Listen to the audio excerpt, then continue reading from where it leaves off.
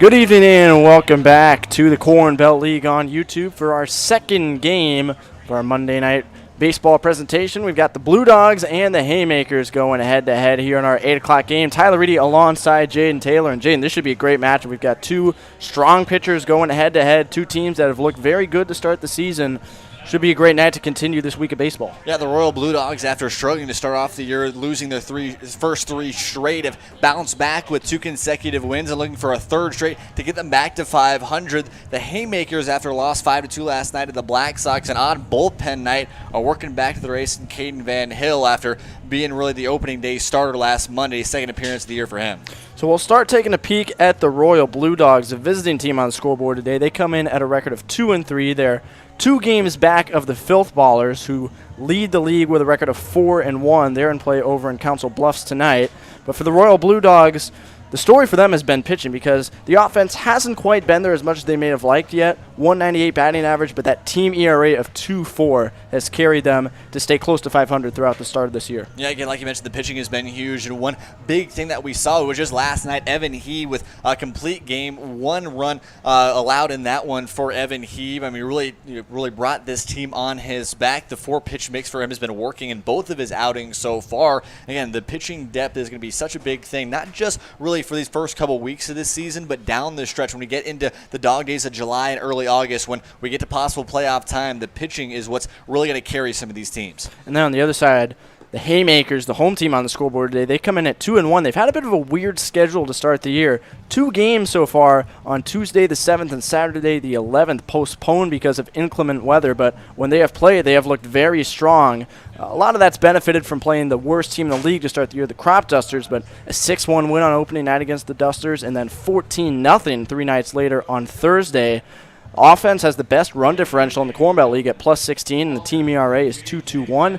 Only 2 defensive errors made. They've been very clean and very crisp to start the year. Yeah, again, the small things have really been the biggest piece for the Haymakers so far. Like you mentioned, really no defensive mishaps that we've seen so far. And although the loss yesterday to the Black Sox, I think the biggest thing that we saw from that game is how resilient this team can be. I mean, you have really 5 or 6 guys that have really never thrown at a college level before, going out there and trying to give 2 innings. Really only 2 of those guys looked like they shouldn't have been out there. The rest of them had a really consistent night. And to make that only a 5-2 ball game up against a really hot offensive team in the Black Sox, I think that talks really about the grit a lot of these guys have, especially in a really hot week that we're seeing here this week. And just to recap, our first game of the day was a 5-2 win for the Bombers over the Cropdusters. To get you caught up on that, a great performance from Zane Layden. 6 innings of 1-run baseball. He struck out 5. He did not walk any. Just what were some of your takeaways from that first game as we head into the second one to recap things for the viewers? I mean, Layden was just really doing a really good job of understanding where he's at in this heat, right? We saw really a strikeout guy for those first 3 innings, a little bit of a mix in that first inning, but then was really able to reel it back in that 5th and 6th to understand he doesn't have to be the blow-away guy every single time. He can allow his defense to make plays. He can get weak contact, and that's what he did so well, especially in the back half of that one. All right, head coaches going out to meet at home plate. We'll have the starting lineups, the national anthem, and that'll take you to first pitch when we come back on the Corn Belt League YouTube.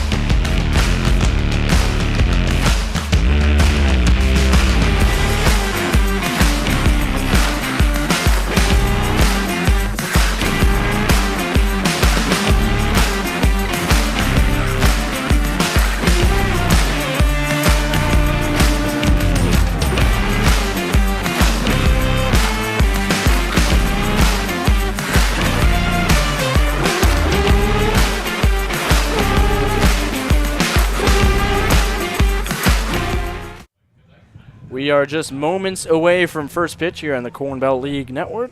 We'd like to welcome you to J.J. Isaacson Field here in Omaha as the Royal Blue Dogs are getting set to take on the Haymakers. Let's run through the starting lineup first for the Blue Dogs visiting on the scoreboard. Their leadoff man is extra hitter Trent Kojal. Left fielder Lane Shires bats second. Shortstop Eli McDonald third. First baseman Josh Moore in the cleanup spot. Designated hitter Braden Bach fifth. Catcher Nick Carlson sixth. Center fielder Devin Jones seventh. Second baseman Robu Ikarashi eighth. Right fielder J.J. Schubert ninth. And third baseman Brennan Redding in the 10 spot. And the pitcher on the mound for the Haymakers is number 51, Caden Van Hill, who was sharp in his first outing, throwing 4 innings of one-run baseball. He did not walk anybody, and Jaden, as we've seen, walks are a big difference maker on the mound for these pitchers. Yeah, that's been a theme really for a lot of emphasis for a lot of these pitchers this season has been first pitch strikes. How can you get out ahead in at-bats? And that's been going to be a big thing here tonight for Caden Van Hill. He's going to really work 4-pitch mix, a mid to high 80s fastball, work a curveball, literally 12-6 kind of look, and a little bit of slider that might have a little more slurve action too on the outside, and then a changeup, which he uses a lot of times when he's up 0-2 and it counts. 1-1 pitch to Kojal is fouled off to make it a 1-2 count. Kojal, the extra hitter for today's game. He comes in with a batting average of 200. The only man in this Blue Dogs lineup to hit a triple this season. Something he did against the Black Sox on Thursday as he lifts this one high in the air, shallow center. This will be Richie's ball as he trots in and makes the catch. 4 pitches, 1 out. Yeah, and a really good start right there from Caden Van Hill. Again, you talk about being able to establish that fastball early when he's able to find the zone. And he did early to be able to really mix up Kojal a little bit and just barely got him to mix. That's kind of the difference a lot of times when you get some kind of run in your fastball, really we'll see a little bit more glove side run for him. You get just that different mix where you see could be a barrel, that little dip can make that just a pop-up out to center field. First pitch off speed to Lane Shires for ball 1. Temperatures have cooled down a bit. We're still sitting about mid to low 90s. And the wind is still blowing out to left as there's ball 2. The only considerable difference is that the sun has come out. Mostly cloudy skies for game 1. Now you can call it partly cloudy for game 2. So the field baked in sunshine as we reach the twilight part of the day. 2-0 pitch from Van Hill. Finds the strike zone. It's 2-1. And that's that beautiful curveball that he can really be confident with, even behind in counts. A lot of guys, especially really at the top of this order, haven't seen Van Hill a ton, are definitely not going to go over that 2-0 off speed. Now 3-1 to Shires. He was not in the lineup for yesterday's contest, but on Friday against the Red Raiders went 1 for 4 with a line-out, RBI single, fly-out, and struck out looking. And he walks. So a 1-out base on balls issued by Van Hill. And now we'll turn it over to the 3-hitter, Eli McDonald. Yeah, I think it'd be interesting to see how Van Hill can work around this middle part of the order, which has really been split up a ton throughout this season, or even earlier on this season. And Coach Guido for these Royal Blue Dogs has wanted to work a couple different guys to see who can be most consistent. So far, it's really been Eli McDonald and Braden Bach. Inside ball 1, McDonald in a small sample size has been the most productive hitter on this Blue Dogs team. Leads the team in doubles with 2, RBI with 4. And his OPS is at 1602. As that is low and away. 2-ball, no strike count. McDonald entering the game on a 3-game hit streak as well. However, he did not play yesterday.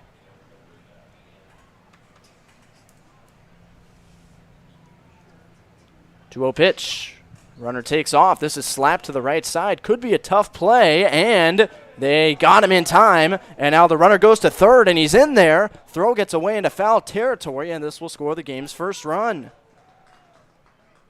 Shires took off on the pitch. It was grounded out to second, and they were able to get McDonald in time, but then the throw over to third got away, and it's 1-0 Blue Dogs. Yeah, I think Trevor Yorgis there at first was trying to force that ball over to Trout at third a little bit too much. It was going to be a close bang play either way if he got the throw there in time, but definitely a costly one right there. And that's been really an uncharacteristic error we saw right there from the Haymakers. You mentioned it. They've really been spotless defensively so far this season, and that one cost them early. First pitch strike to Josh Moore. He's the first baseman batting cleanup. And for the second consecutive game, we see a run scored in the first inning. without a hit. As that's up and away, ball one. We saw the Bombers put up 3 in the bottom of their first inning against the Cropdusters without a hit. So it was all about walks and hit by pitches. As the 1-1 to Moore. Low 2-1. You mentioned how those small things like walks and errors can just really blow up in some teams' faces. That's what we saw in that first inning for the Bombers. Just Thatcher Poteet was not able to find the zone too much. I think it was either trying to force it too much or nibble it around the strike zone too much, and it really hurt him later on. Ground out to second base. Brem makes the play. So it's a relatively quick inning, but a run does come across. It's 1-0 Blue Dogs. We'll take it to the bottom of the first. Haymakers coming to bat up next.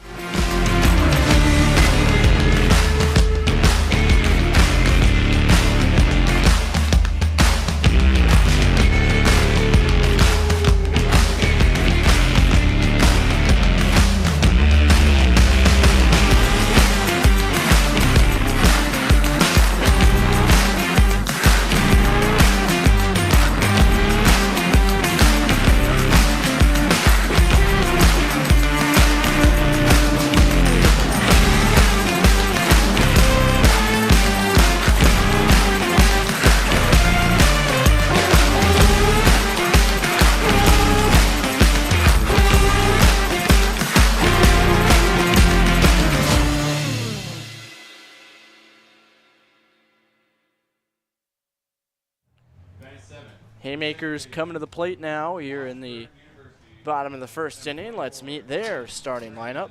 The leadoff man is the right fielder Tyler Merkel. Then the shortstop David Swanson bats second. The DH is Dane Small. He bats third. Cleanup man, third baseman Jackson Trout. The catcher Ryan Golden bats fifth. Left fielder Chris Calhoun sixth. Second baseman Trenton Brem in the 7-hole. Center fielder Cade Ritchie bats eighth. Batting ninth, the first baseman Trevor Yorgis. And the extra hitter batting 10th is Connor Burris, and they will be facing Thomas Rosario of the Royal Blue Dogs. And in his only outing last Tuesday against the Filth Ballers, 5 innings pitched, 4 hits, 2 walks, gave up 2 runs, one of which was earned, 5 strikeouts, and it places him with a good ERA to start the season at 1.40. Yeah, a crafty lefty, but only a 2-pitch, most likely a lefty, is Rosario. He works the fastball and the slider, really consistent slider. He'll use the changeup every now and then when he needs to, but it's playing that 1-2 pitch mix in the fastball and the slider out of the lefty out of University of Bridgeport, and trying to help this really consistent Royal Blue Dogs pitching staff that's looking to get back at 500. Outside ball one to Tyler Merkel. He bats leadoff. This is just his third at bat of the season. He's 0 for 2 thus far, and both of those outs have been by way of the strikeout. There's Rosario's 1-0. And it hit him. Almost looked like an attempt to swing, but they rule he did not go around, and Merkel takes the hit by pitch. He's on to lead off the bottom of the first. Yeah, I'm not quite sure what it is. I mean, definitely the humidity could be a factor with a lot of guys sweating, but we saw it, especially in that first game, not able to find the consistency, at least early in that last game. Haven't seen so much here as well in the second game. I think definitely the grip could be a factor with how hot it is so far here in our nightcap. Now David Swanson, and that one gets away from the catcher Carlson. And taking second base is Merkel. Yeah, this is a time right now if you're Rosario. Again, you have the lead right now, so you have to be able to understand that you can pitch with the lead. You still have to be able to attack this top of the lineup. Again, I don't know. It just seems like he's really not been as consistent with these first couple pitches. Here comes the 1-0. That one on an off-speed pitch finds the strike zone 1-1. Rosario did not get much help from his offense in his first start on Tuesday. Only 2 runs of support as the Blue Dogs lost the game 5-2 to the Filth Ballers, but off to a 1-0 lead here tonight. It's a 1-1 to Swanson. Again is low, but this time blocked. 2 balls, 1 strike. Yeah, again, he worked that slider there, trying to work on the inner half. He hasn't really been able to establish that outer half too much, nibbling around the outer side, but we'll see. This is a really pick-me-up pitch right here. Swanson grounds this one to short. The runner will go to third as McDonald makes the play. And there's one down as the 3-hitter, Dane Small, will step in with a chance to drive in a run. Yeah, Small, a big home run last night up against Aaron Madden in the first inning. It was really shot just about 40 feet past the left field wall, and he got just about all of that one. And I think if he can drive one out here once again, a really big boost here for the Haymakers early. First pitch from Rosario, popped up, and they will not get there. The catcher, Carlson, and the first baseman, Moore, converging. Small is off to a roaring start to the season. It's only been 3 games, but he's 3 for 5. He's got the home run you mentioned. He's also got a double.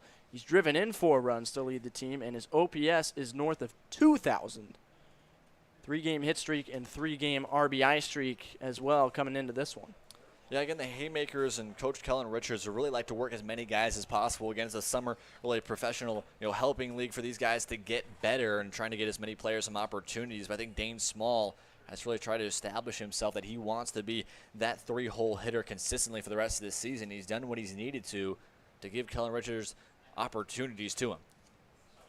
1 ball and 1 strike. Merkel at third.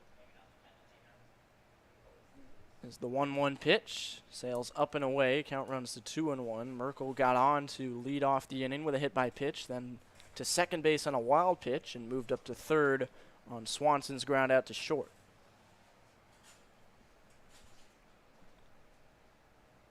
Now the 2-1. Foul back to our right, bouncing up against the back fence, and it's 2-2. Big strikeout opportunity for Rosario. Again, you have a pitch to waste here and a base open. So I think you got to go something off speed in the outer half. Can't give too much to Dane Small here. He does go outer half, but it misses the plate. And the count runs full at 3-2. Waiting on deck, the third baseman, Jackson Trout, homegrown kid out of Papio South High School. Now the 3-2. Up and away, and Trout will come to the plate with men on the corners as Small works the walk. A really disciplined take right there for Dane Small. Really just a really disciplined at-bat to be able to get himself an opportunity to get on base. And those are those kind of at-bats that, again, aren't going to really lighten up your stats too much. However, it's going to allow the rest of your order to get more opportunities and give yourself some big chances here with the middle of the order still coming up. Trout swinging first pitch, pops this one up, and it'll go back behind the Blue Dogs dugout. Nearly getting to it was Moore, but foul ball, strike 1. Trout has not had many opportunities to hit this season, hasn't been in the lineup since opening day last Monday when he went 1 for 2, also stole a base. So looking to capitalize tonight. Trout, another really big guy. We talked about Spencer Crane last night with his size. Trout is about 6'4", 6'5", and his stature. Again, he's a guy that, again, you're going to have a really long swing through the zone, and for him to keep his bat speed quickly on the inner pitches, that could possibly be an emphasis here for Rosario to try to work inside of Trout. Outside, and it's now 0-2, and you talk about the size of Trout. I remember the 2020 football season, he and Jackson Horn made up a nice wide receiver duo for the Titans of Papio South. 2 very big guys with a lot of length, and Trout can use it to reach out and take an outside pitch to the opposite field here. Yeah, 3-sport athlete back in high school, baseball, basketball, and football, like you mentioned, and just a guy that has a lot of athleticism, a lot of agility to make those plays. And I think being able to have those chances to be able to really work and be able to play competitively the entirety of the year, I think, gave him just that ability to be just so much of a better athlete than a lot of different guys. Small takes second base, so now 2 in scoring position with 1 down. The double play is out of order. Trout facing a 1-2 count.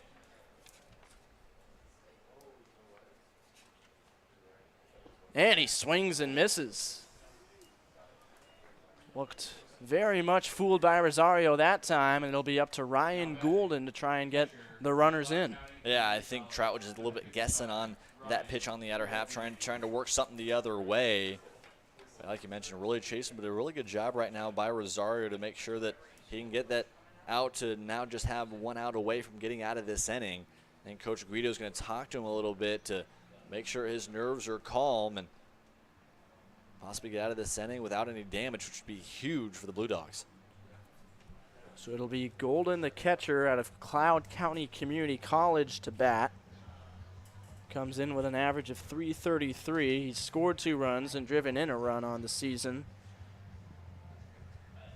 In the inning, it's the bottom of the first inning, and really hasn't been anything that the Haymakers have done. It's just been mistakes by the Blue Dogs pitchers. A hit by pitch to Merkel, a wild pitch to bring him to second, and the ground out put him at third, and then a walk and an easy stolen base for Small on a pitch in the dirt. But Haymakers are going to need to come up with something, try and turn this deficit into a lead like we saw with the Bombers in Game 1. I think Golden right now, this is a time to where you don't really want to do too much. You have something in the zone. Make sure you can keep your bat playing through and get something to the outfield. Try to get some kind of run here. You got to find that equalizer here for the Haymakers. You saw the Blue Dogs started off able to strike first, but especially with 2 runners in scoring position, these are the type of at-bats that can really set the tone for a ball game. First pitch was outside. Now the 1-0. Swung on, grounded on a couple hops to second, and the play is made by Ikarashi. And the threat is averted by the Blue Dogs. 1-0 Royal Blue Dogs over the Haymakers as we'll go to the top of the second inning. Caden Van Hill back to the mound when we come back.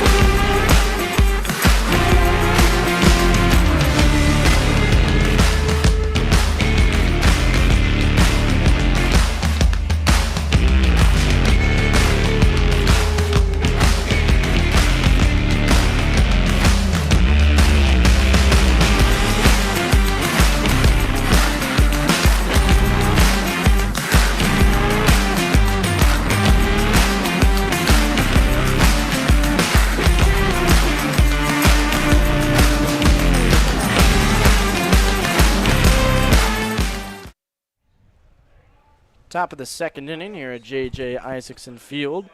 Tyler Reidy and Jaden Taylor with you on the Corn Belt League Network. As Caden Van Hill goes back to work, trailing 1-0. He fires a first pitch strike 1 to Bradenbach, the designated hitter for the Royal Blue Dogs. Blue Dogs and Haymakers on. As long as it cools down, what'll turn out to be a beautiful Monday night. We're down into the low 90s. Still a bit of a breeze out of the south as the count's 0-2. Yeah, I mean, we saw the high being 103, feeling at some points about 105 and 106. And, I mean, this is true Omaha, Nebraska weather here in the summer. I think that's been a really big factor for a lot of these pitching staffs, really how long they want a lot of these guys to go without any fatigue. We've seen a lot of different guys with a lot of innings these last couple of days. Saw Layden last game. Hebe yesterday was really on his last stretch in the 7th inning trying to get through that one. But being able to make sure guys prepare well and recover well is going to help them throughout a really long and hot summer. 2-2 the count. The one word that we keep hearing from these pitchers is hydration.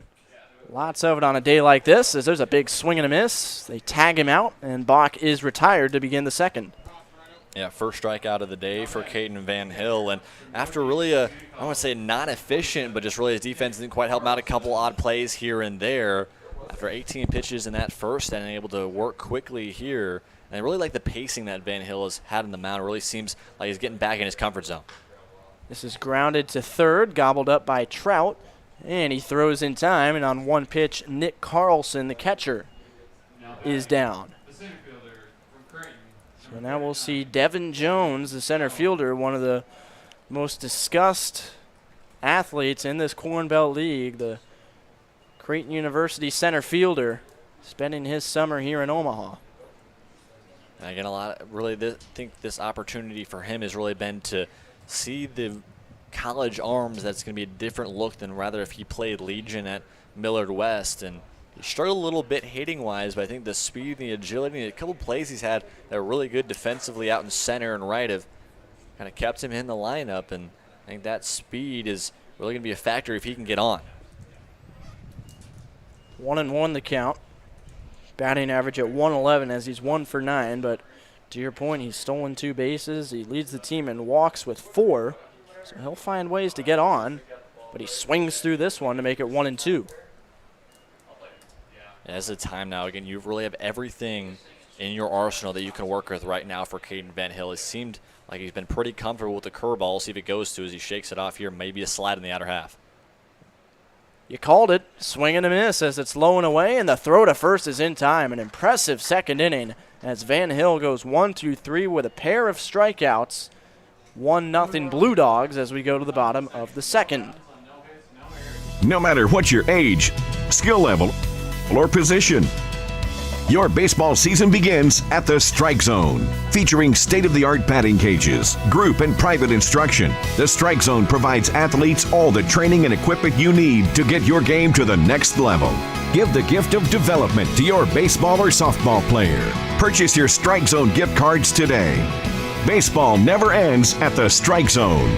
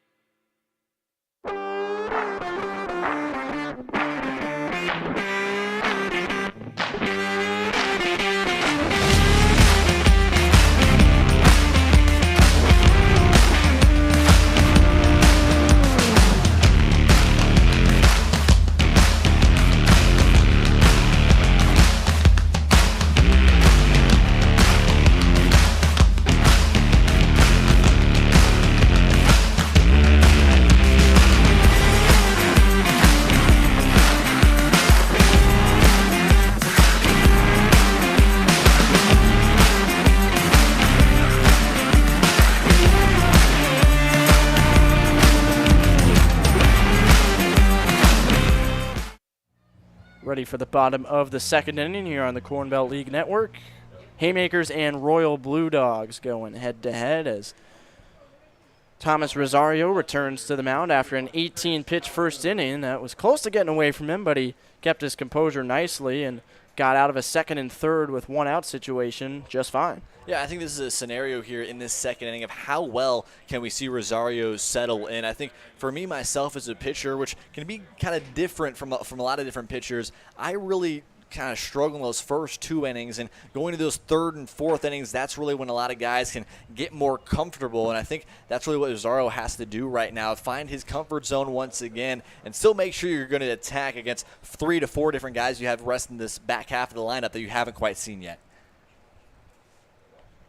Here's the 1-1 pitch. Up and away, 2-1, and that's really something we've seen from almost every starting pitcher today here at Seymour Smith. Just some struggles in the first inning, the command not really being there right away. Is there anything that you do out there on the mound mentally, Jaden, to try and get yourself in the right spot? Or is it just about throwing strikes? I think that's the biggest thing, be able to make sure that you're still attacking in the zone. You cannot really just think too much about what you're going to, because a lot of times with guys that have 3 or 4 pitches, you might not be as confident with one of them one day or another. You have to make sure that you're still confident with your stuff and still going there with the same approach that you would even if it was nobody on, nobody out, and the worst hitter you're going up against. No matter who you're going up against, you still want to be confident with everything you have with you. It's an interesting play there for ball 3. Rosario went with a little Johnny Cueto-style delay in the rotation and spiked one as he misses up and away, and it's a leadoff walk for Chris Calhoun, the left fielder.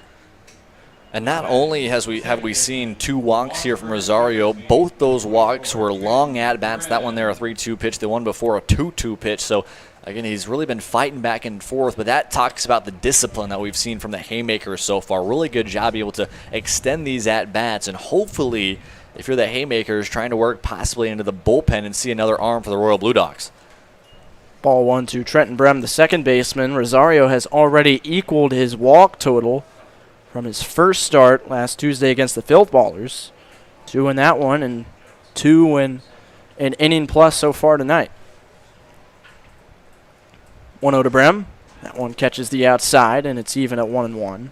That was a really good just grab right there behind home plate, and Nick Carlson to be able to keep that one just on the outer half, but be able to make sure he stuck that one to keep it there for a strike and maybe fooled the umpire behind home plate a little bit. 1-1 to Brem. Slapped foul off to the right side. He's looking for his first base hit of the summer. He's 0 for 3 thus far. Hasn't been in the lineup since Thursday against the Cropdusters. Here comes the 1-2. Instead of throw to first, Calhoun is back safely. Rosario trying to find his put-away stuff and strike out his second. You got Trout in a big spot, swinging back in the first.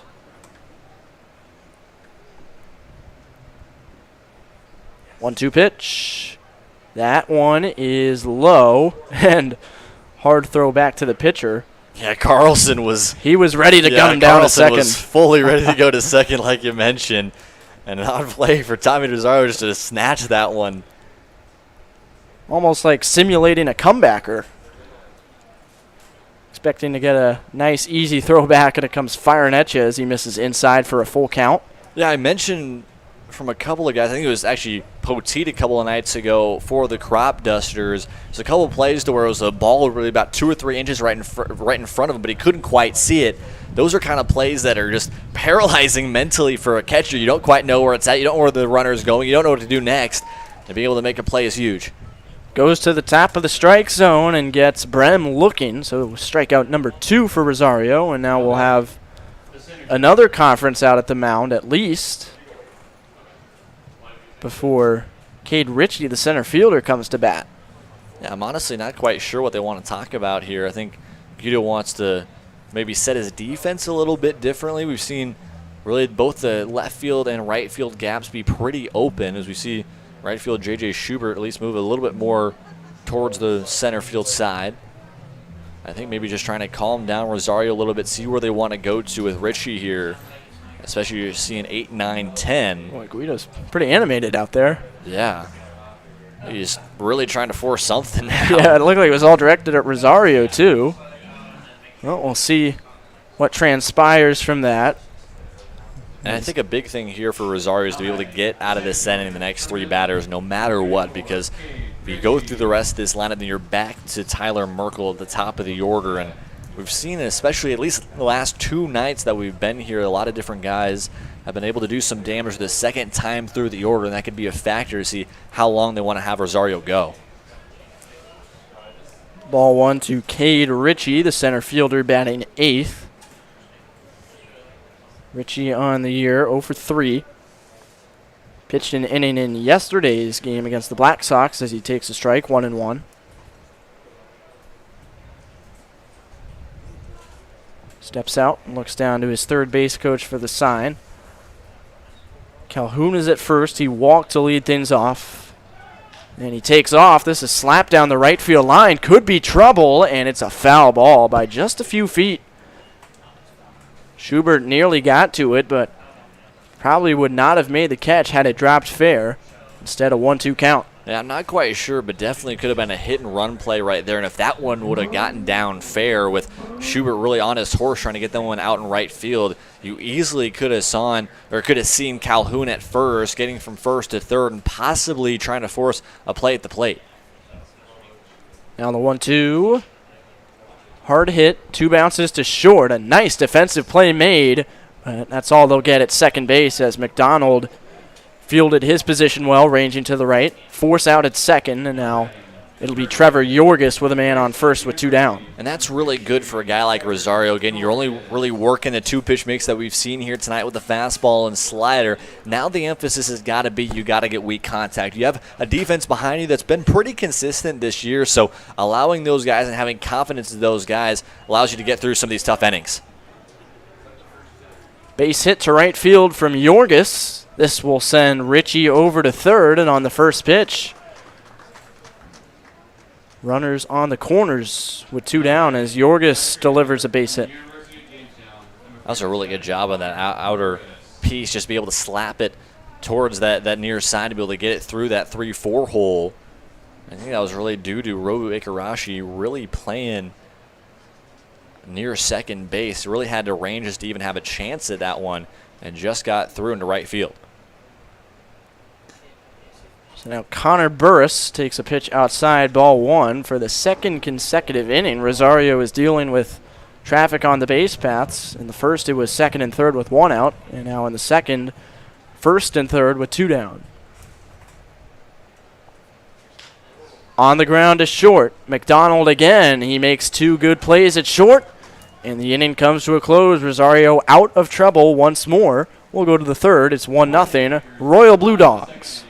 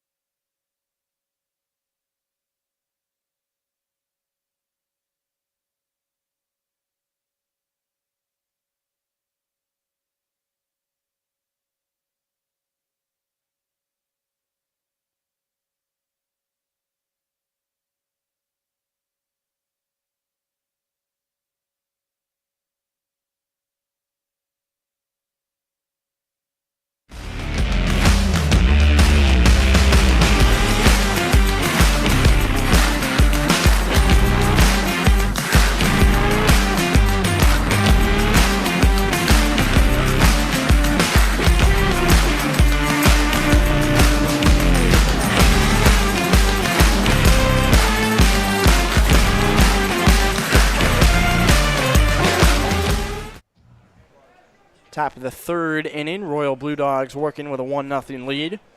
As Robu Ikarashi, the second baseman, leads things off. Caden Van Hill back to work for the Haymakers, throwing a first pitch strike on the outside.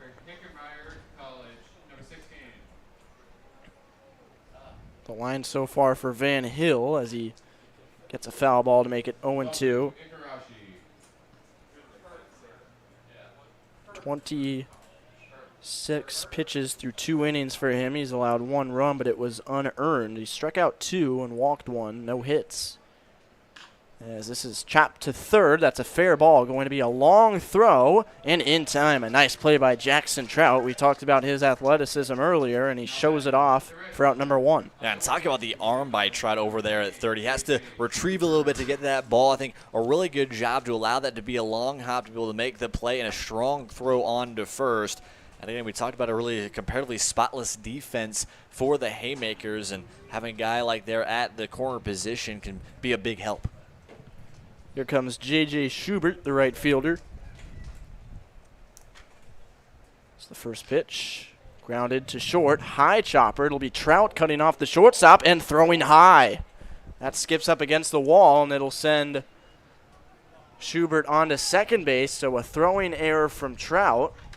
Felt confident enough to cut in front of the shortstop, but it was the wrong move, and in scoring position with 1 down. Yeah, I think commentators jinx right there right after I say how spotless the defense has been for the Haymakers. An odd error. We'll think maybe too much aggressiveness from Jackson Trout there at third. He did comparatively have the angle, but I think with how deep that ball got, it would have been an easier play for David Swanson. And now a runner in scoring position here and a possibility for insurance for the Blue Dogs. It's Brennan Redding, the third baseman. 0 for 10 on the season. He could use a breakout hit as he takes up and in for ball 1. Yeah, once again, this is a really a moment for Caden Van Hill to see kind of what he has left in him. Again, we're only in the third inning. However, back-to-back times that we've seen runners in scoring position for the Royal Blue Dogs has been to defensive blunders. So you're trying to get one to yourself here as Van Hill. Blowing away 2 balls, no strikes. Outfield shaded a bit towards left. Although in right field, Merkel playing him straight up, so the gap in right center is sizable. As the 2-0 pitch to Redding is in there, 2 balls, 1 strike. And the confidence that we've seen Van Hill have with the off-speed on the outer half, even when he's down in counts, it's been a big thing from him. And I think that's really a redeeming quality that we've seen in Van Hill out of a lot of different high-volume college pitchers, is being able to have your off-speed available at any point in the at-bat. Fouled back. 2 balls, 2 strikes. I am really hoping by the end of the season, Jaden, that we can get a foul ball into this press box. Hopefully it doesn't make contact with any of our equipment, but I think the angle's there. I'm not an expert, but get a little excited when you see those foul balls come back. You can never know. I mean, we've seen a couple of those opportunities this past season to where we've seen a couple foul balls caught by a couple of different announcers. That's always a really cool shot. Hey, you can get on SportsCenter again. Yeah. Strikeout swinging for Redding, so 2 down now and a man at second. It'll be up to Trent Kojal, the extra hitter, as we go back to the top of the order. Kojal flew out to center field to begin the game. You talked about his ability to drive it middle. You mentioned the pretty sizable gap out in right center field for a lefty. This would be a really good opportunity for him to drive one right over Trenton Brem at second and try to score the runner out at second. First pitch, swinging strike. Kojal out of Northwest Missouri State University in Maryville.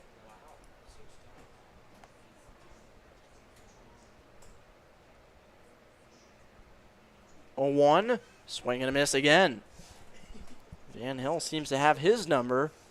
Now Kojal will have to fight back against the wall here. Yeah, I think Kojal really guessing right there on that 0-1 fastball in the outer half. That actually might have even been a changeup that just died.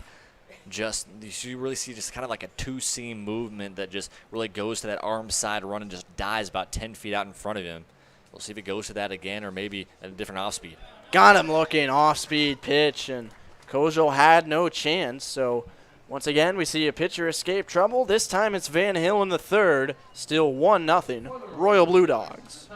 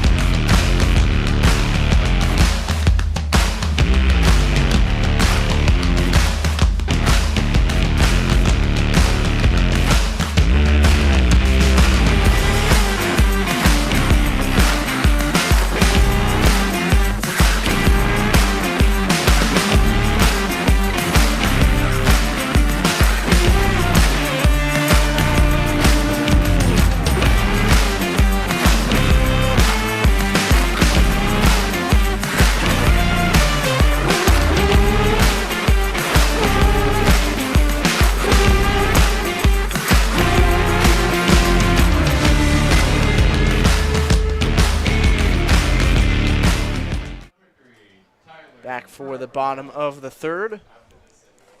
Lineup card flipped over for the Haymakers as the top of the order, Tyler Merkel, will lead things off. He was hit by a pitch in the first inning and made it to third with 1 out, but Rosario worked out of it, and he's back on the bump. Third inning of work. He's pitched 2 scoreless frames to start. And he gets a grounder down the line. That's a fair ball right over the bag at third. Let's see if Merkel turns it into 2. Actually, it's foul. Looked like it went right over the bag and it's ruled foul. Merkel was already around first. So strike 1. I'll be honest, I thought that was fair. I really thought that was fair down the left field line. It was a beautifully pieced ball by Tyler Merkel. I think he's trying to plead his case a little bit. So is head coach Kellen Richards, kind of astonished at that call. That's about as close as it gets. They're still asking for a bat here, trying to come back. Yeah, that's an odd call. I thought that was really just about an inch or two in fair territory. Yeah, he's still pleading his case, the home plate umpire. I mean, from our vantage point, it did look like it went right over the bag, and the whole bag is in fair territory, but got to go with the umpire's call. So 0-1 the count. Merkel will step back in. Low ball 1. Now the count even. Can't be easy hustling 90 feet down the first base line on a hot night like this and having to come back and refocus yourself in the box. And I think right out of the box, like you mentioned, he was ready to go to second. So, I mean, he was eyeing himself on an extra base hit and already put an opportunity for the Haymakers to tie this one up. And now it's just entirely flipped over. I think we'll see how Merkel can adjust here. That's the big thing to see, kind of mental toughness with a lot of different guys. Something doesn't go your way, doesn't kind of out of your control, but how can you adjust and make a big play?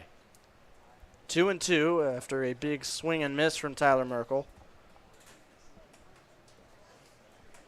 Steps back in. Rosario ready with the pitch. Working quickly. Here it comes.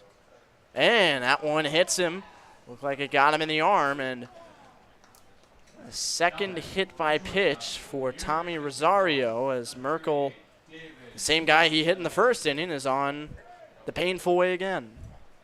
Yeah, this has been, I'd say, really a frustrating first 3 innings for Tyler Merkel. You get hit by a pitch in the first inning, then you really are given away after a possible double for Merkel, and then gets hit by a pitch once again. And I think right now, if you're Coach Guido, with some different guys available in the bullpen, most likely Braden Bach, who could be the guy we'll see here for the Royal Blue Dogs, to see how much of a leash you're going to allow Rosario to keep going here. I mean, really, although no runs allowed so far, both these first 2 innings, there's been a lot of commotion on the base paths, and even some more commotion here in the third.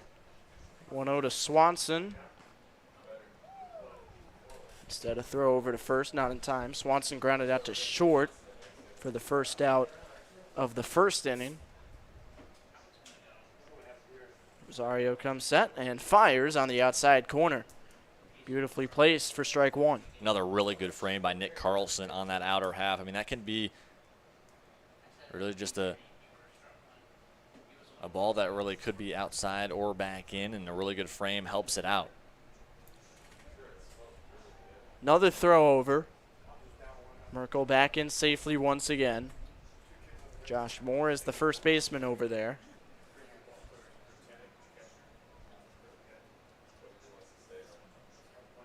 The 1-1 pitch. Swung on, grounded through the hole into left field. And stopping at second is Merkel. Good piece of hitting from Swanson. Took that pitch in on his hands and just guided it through to put 2 on with nobody out. Again, we mentioned how flipping the lineup card over may be a factor for Rosario here on the mound. And again, I think the Haymakers have really been able to find and match up well with Rosario here through the second time in the order. Now you're at a really tough spot, and Dane, Small, and Jackson try the next 2 batters, and still nobody out. It's a time for Rosario. You got to bear down. So there's the second hit for the Haymakers. Now Dane Small, the DH who walked and stole second, comes to the plate, showing bunt, takes outside ball 1. Again, Small doesn't have a ton of speed, but especially with 2 runners on and trying to get him over with nobody out, that could be a possibility here for Small. But either way, really trying to get Rosario a little bit more off balance. Outside, 2 balls, no strikes. Small, the team leader, and runs batted in with 4. Ahead in the count, 2-0.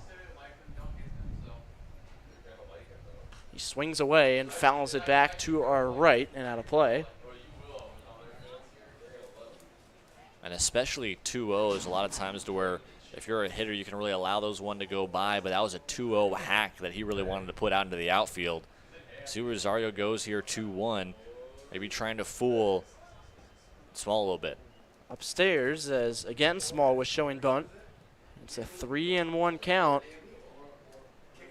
Advantage to the hitter now.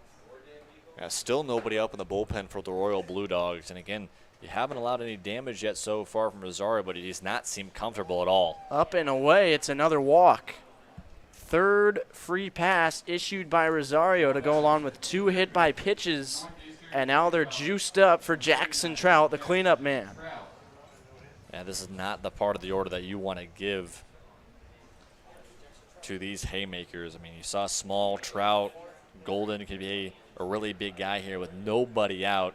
This is a time where you really got to minimize.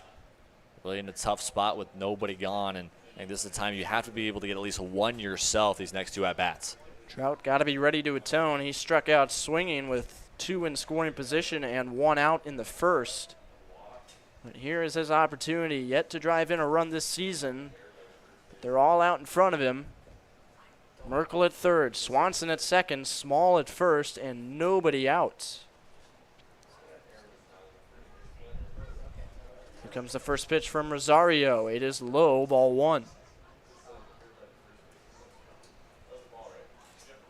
We've seen consistently these past 3 batters that Rosario's fallen behind early in the count. Again, that's allowed for these haymakers hitters with, again, only a 2-pitch mix to really be on top and really know what's coming next from Rosario. Long set from Rosario, and now both him and Trout will step off.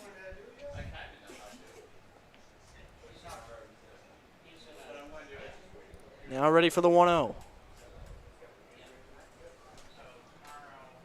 Trout takes it, and it skips away. This will score a run. Everybody moves up 90 feet as Merkel crosses home. And the game is tied at 1. The Haymakers get it done on a wild pitch.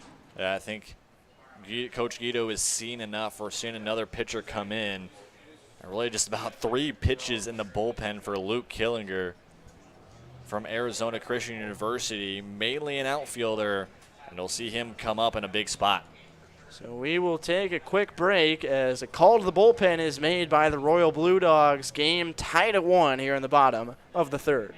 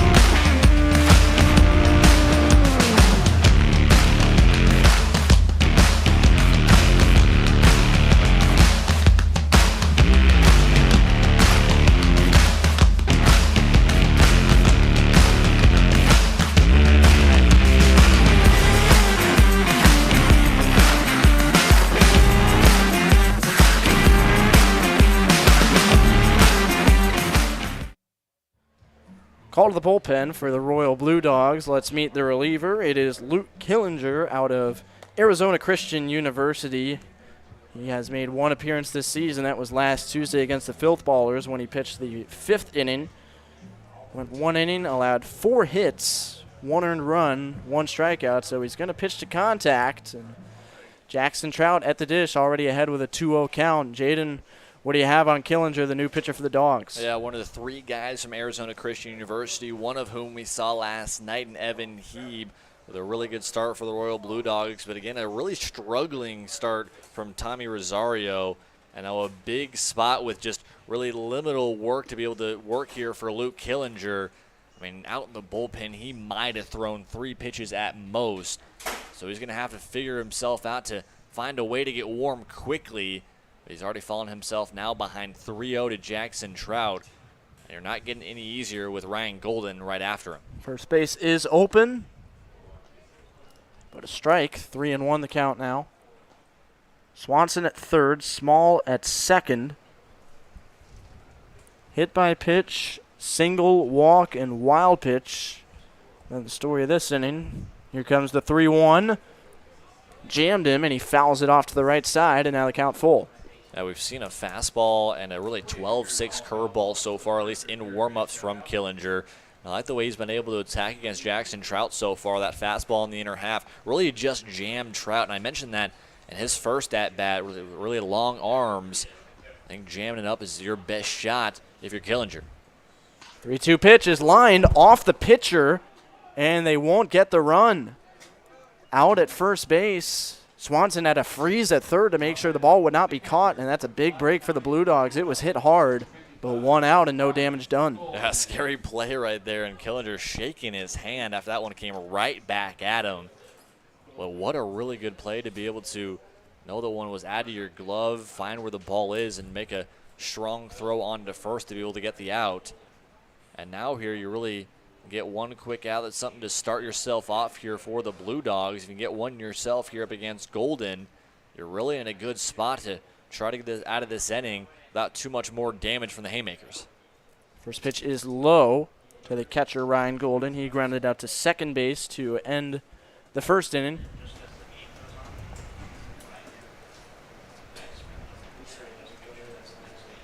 Now the 1-0 pitch.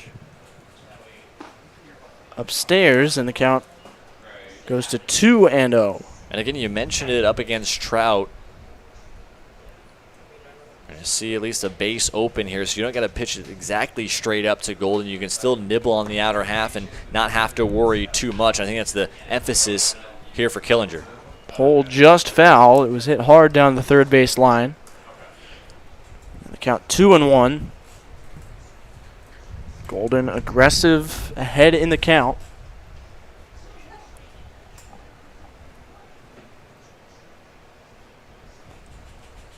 Killinger's pitch. High fly ball. That's a mile high to left. Should get the run in. Catch is made.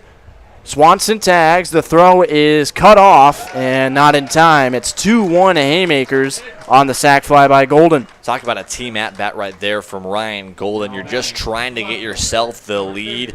And I think not quite too happy with himself there. He thought he was really just off the end of the bat, tried to barrel that ball up, but just got under it.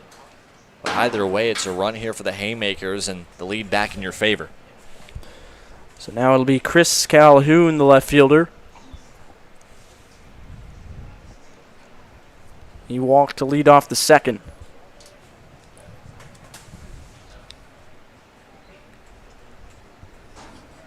Killinger ready with the first pitch.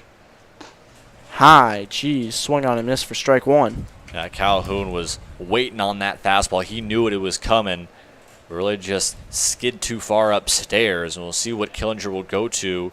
And maybe switch something up here as he's shaking off his catcher behind him. 0-1 pitch. Squeaks through the legs of the catcher, and this will move Small over to third. So 1-1 the count. And now a third run is 90 feet away for the Haymakers. They've already got 2 in the inning. Now Calhoun, a guy that's really a gap-to-gap guy in the bottom of this order for the Haymakers. And I think if you can put something in here, an additional run here in the third, really allows this Haymaker group to really feel a little more comfortable, and for more importantly, for Caden Van Hill to be a little more comfortable on the mound. Good spot on the outside corner, makes it 1-2. Killinger 1 strike away. Trying to keep it at a 2-1 game. And he does. A wave and a miss for strike 3. Calhoun goes down swinging, but the Haymakers get 2 and turn the game around. It's a 2-1 lead for the Haymakers over the Royal Blue Dogs, headed to the top of the fourth.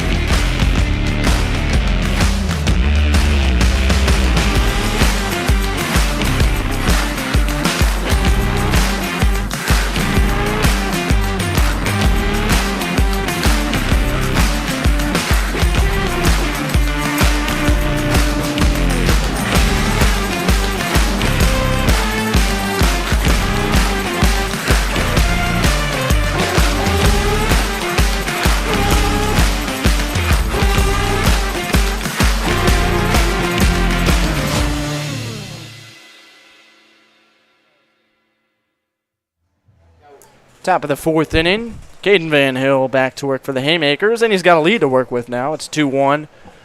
Leading over the Royal Blue Dogs as Lane Shires, the left fielder, leads off and takes ball 1 in the dirt. Yeah, as a pitcher, I mean, you do have the ability to be a little bit more comfortable now is Van Hill, but definitely can't be too comfortable with this middle of the lineup coming up for the Royal Blue Dogs at a time where you still got to attack. Make sure you're not giving too much up to some really competent hitters coming up next.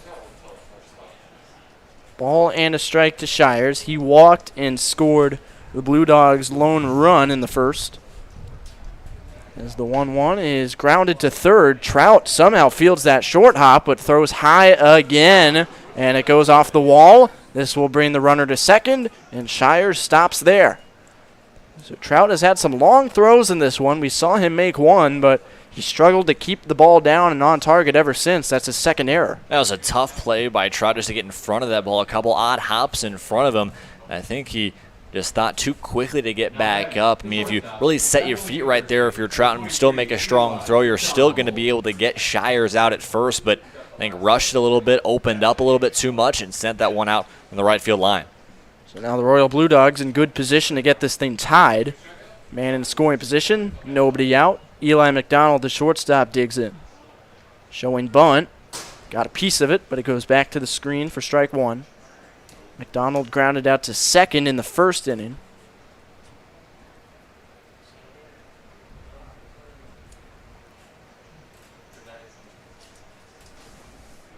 Van Hill ready with the 0-1.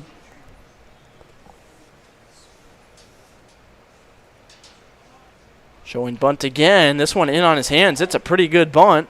Van Hill fields his position and throws in time, but the job is done.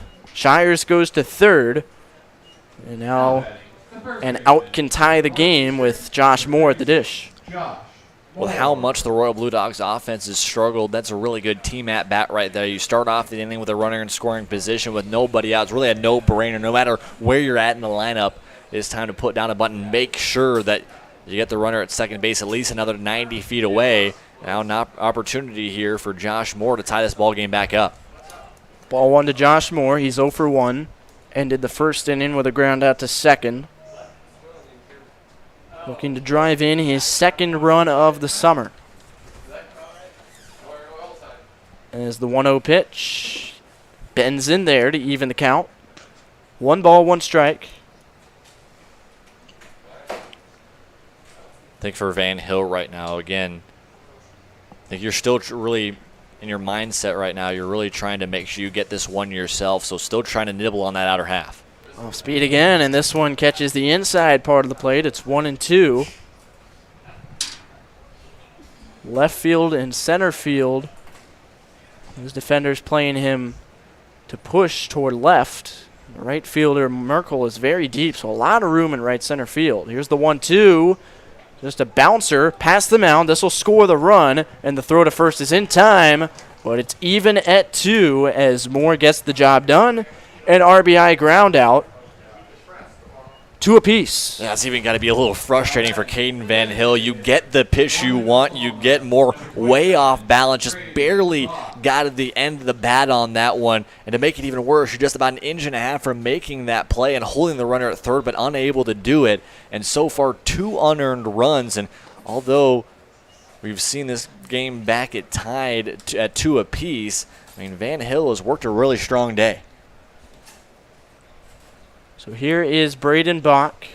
Base is empty now with 2 down as he takes inside for a 2-0 count. Bach struck out swinging. One of the 4 Blue Dog strikeout victims tonight. Here's the 2-0. In the dirt. Bounces past the catcher and kicks off the backstop almost all the way into fair territory. 3-0 the count.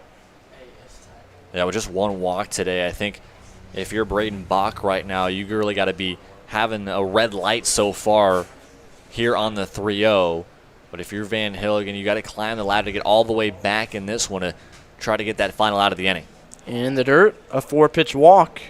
The inning continues. As the Royal Blue Dogs have scored 2 runs and have another base runner, and they're still yet to pick up a hit tonight. We'll have a mound meeting at the very least here. Bullpen has been very quiet. There's still nobody out there for the Haymakers. And indeed, they are going to stick with Van Hill as it's just a conference between coach, catcher, and pitcher. What do you think the discussion is here? I mean, you haven't allowed a hit if you're Van Hill, but game's still tied. You've allowed 2 runs. So what's the thought process looking like here?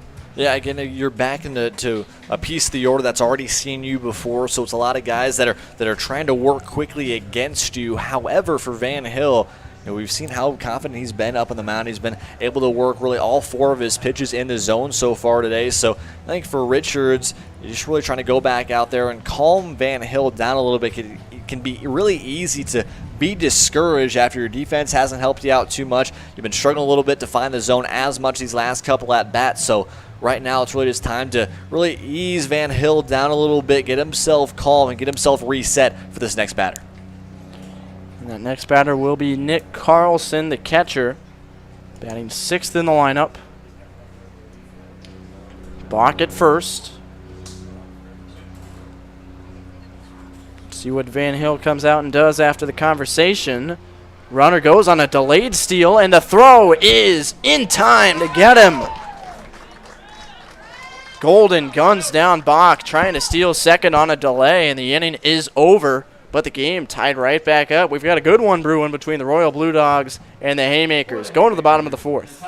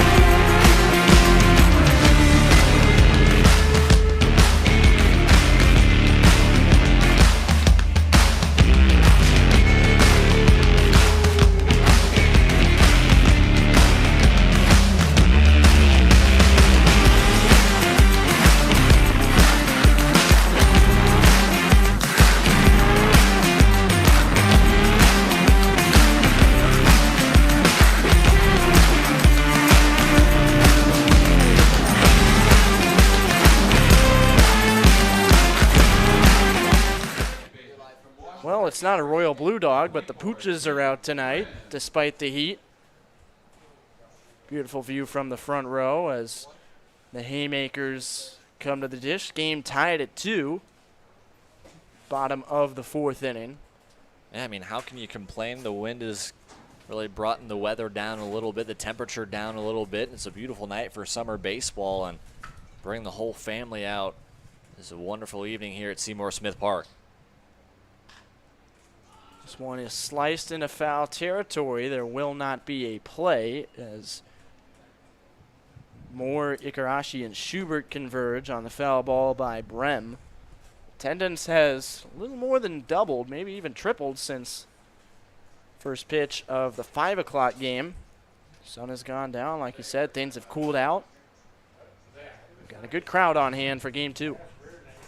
And it's really fun to see, especially on a Monday night here at J.J. Isaacson Field. I mean, I think the wind maybe definitely was a factor with it being 103 to start it off. That first game definitely could have discouraged some viewers from coming out here. A really good night to be able to watch some baseball. A really good facility here for some college baseball games back and forth, a lot of competition. I think we're seeing that a lot here in a 2-2 ball game. No balls and 2 strikes to Trenton Brem, the second baseman. He struck out looking in the second. As Killinger brings it home, and it's low and away, a ball and 2 strikes. It's a really good job right there. Again, you can work that either fastball or slider or curveball mix, from Killinger. And you know you have a couple pitches to waste, so maybe trying to get Brem to chase on that outer half. 1-2 pitch.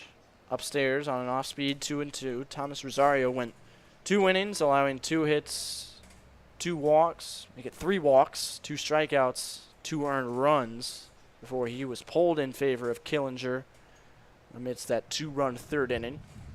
And again, those first 2 innings he was able to get out of somehow without any damage, both times with multiple runners in scoring position that Rosario was able to get out of. Again, I think the 3rd was too much as I saw the top of the order come up again and kind of had Rosario's number for the last inning. 2-2 still to count. 24 against 24. Killinger and Brem. As the pitch is cut on and popped straight up in the air. Brem makes the catch. How about it? Jaden, you ever do that as a pitcher? Or do you like to have your fielders take it? Well, it's more or less, I'd love to make a play myself, but the biggest thing is that your coaching staff does not like that. A singular bit. Seeing a pitcher go and make a play, wherever it's at, is great and fun and all, but definitely you want to allow the rest of your infield to make those plays, especially when it's straight up. You can really find yourself falling back a little bit, but I think we saw there with Killinger, knew that was coming straight at him and wanted to make sure he made the play. But, it's fun to make those foul balls every single time coming at you. Show that pitchers are athletes too, but definitely making sure that keeping yourself healthy and allowing the rest of your infield to make some plays maybe a little more important. Outside, ball 1 to Cade Ritchie. Pitched on a fielder's choice in the 2nd. Outside again, 2 balls, no strikes. For the Blue Dogs, 2 runs, no hits, no errors. And for the Haymakers, 2 runs, 2 hits, 3 errors made. We talk so much about how so many of those small things can be a factor and really just blow up in some teams' faces so far. And I think the Haymakers, again, haven't really been able to find too much offensively, but they've taken everything they've gotten. They've had some really disciplined at-bats. They've been able to take everything they've been given and trying to work with it, and it's given them 2 runs so far. 2-1 pitch, swung on and missed by Ritchie. It was put in a good spot by Killinger, and now he's in control at 2-2.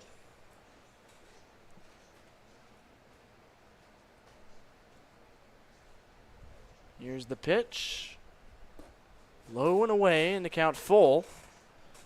The 9 hitting first baseman Trevor Yorgis is on deck, followed by the extra hitter Connor Burris. That rounds out the bottom of the order. Ritchie ready with the 3-2. Swing and a miss. He went low and away again, and Ritchie goes fishing once again. Really good pitch sequencing right there. You really are thinking that if you're Ritchie right there, you might be able to see a different off-speed after you've seen back-to-back fastballs, but he goes another fastball that's just barely off the plate, enough for Ritchie to maybe think too much about that one on the outer half and swing away and end up chasing the outer half for a strikeout. Trevor Yorgis enters the box and takes a first pitch ball up and away on an off-speed pitch. Yorgis collected the first base hit of the game for the Haymakers back in the 2nd inning, a single as he slices this one back foul, 1-1. And maybe see here from Killinger either to work another fastball in the outer half or find that curveball. He started off the at-bat with a curveball and couldn't quite find it. We'll see here maybe a little more bite if he can work on the inner half here to Yorgis. Here comes the 1-1. It is sliced foul again. You can tell Yorgis is seeing Killinger pretty well up there, but just a matter of timing. And again, we've seen Killinger really work that outer half now, but especially as a college pitcher, it really shows how much you can do if you can really establish the inner half when you need to. Up and away, same location as the first pitch, and now 2-2. Killinger steps off for a moment. Trying to keep this game tied, headed to the 5th. Shakes once, and out comes home. Upstairs again. Another full count. And we've seen him so much, I think, open up a little bit too much on that, both that curveball and that fastball. That's going to be a big thing, especially if you're not fully striding out fully to where your front half is diving too much, opening up your back half. Got to stay connected here on this 3-2. Swing and a miss. He went up the ladder, and finally Yorgis chased. So we are through 4, and we are tied at 2. The Royal Blue Dogs and the Haymakers coming down to the wire here at J.J. Isaacson Field. To the 5th we go, coming up next on the Corn Belt League Network.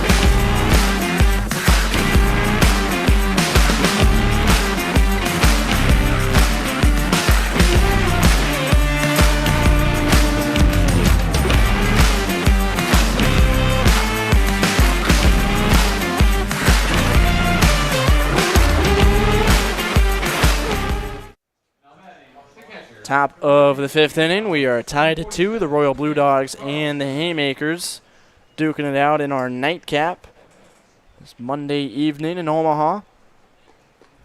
It'll be Nick Carlson resuming his at-bat after he was stranded at the plate when Braden Bach was thrown out trying to steal second to conclude the 4th, and he takes up and in ball 1. Yeah, that was a really odd call right there. I'm not quite sure if Bach was told to do a delay steal, which would, I guess, make more sense. You have runners on the corners, but I think ran about 25 feet, then stopped a little bit and thought cautioning back to first, then tried to go back to second, was caught out. He's even really a close play. I think it speaks a little bit to the speed that Bach was able to have, even really when it seemed like he was dead to rights.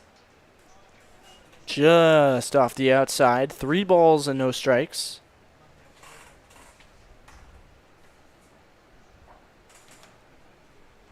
Van Hill looking to battle back, and he won't. He bounces it in there for ball 4. Skips all the way back toward the Royal Blue Dogs dugout, and now the leadoff man is on. Devin Jones, the center fielder, digs in. Fell victim to the strikeout his first time up. Again, it's really been either strikeout or walk so far for Caden Van Hill. Kind of one way or the other. We'll see how he can adjust here again for the 3rd straight inning with a runner on. Again, still not even allowed a hit so far, but the Blue Dogs have stayed in this ball game, like you mentioned, with a lot of speed. Those a lot of throws being thrown away. 3 total errors already for the Haymakers. And we'll see if the Blue Dogs, even without a hit, can try to take the lead here. Jones showing bunt. What's the ruling here? It definitely hit him, but was he attempting a bunt? Jones is grimacing.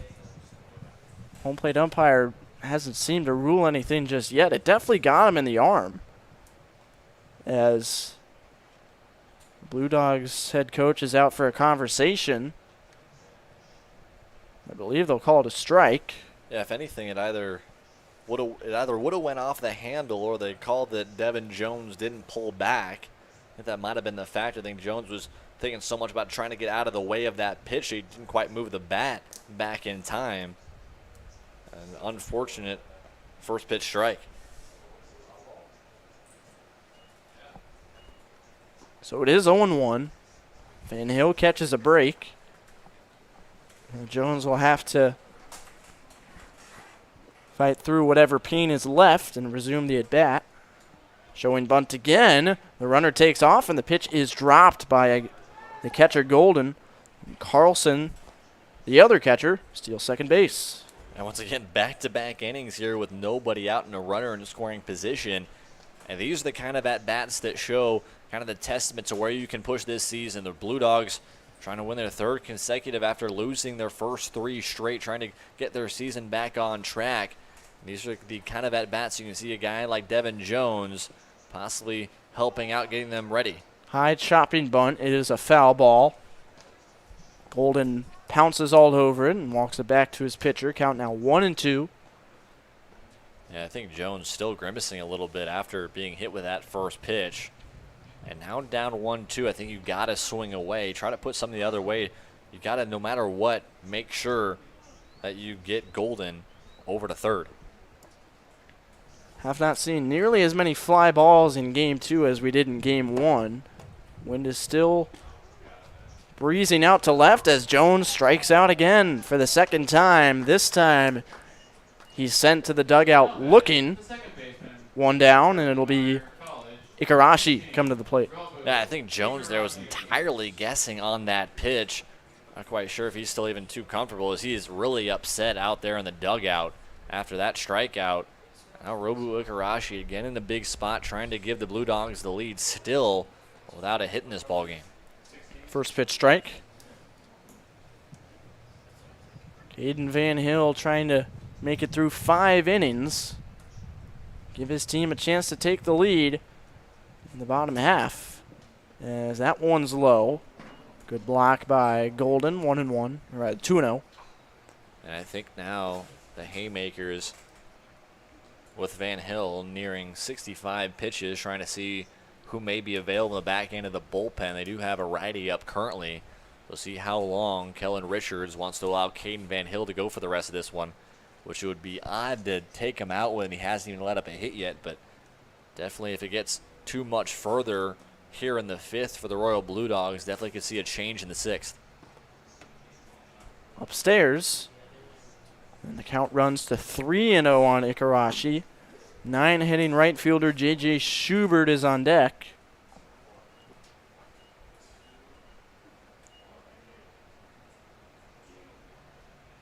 Well, the pitch, swing and a miss, and the scoreboard has been changed. It's actually 2-2, so I was right the first time. That was a 1-1 pitch. Anyway, 2-2 the count.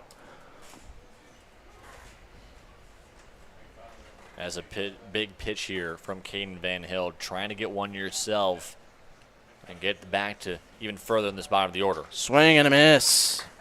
Off-speed pitch, and Ikarashi could not connect. So 2 strikeouts following the walk and stolen base.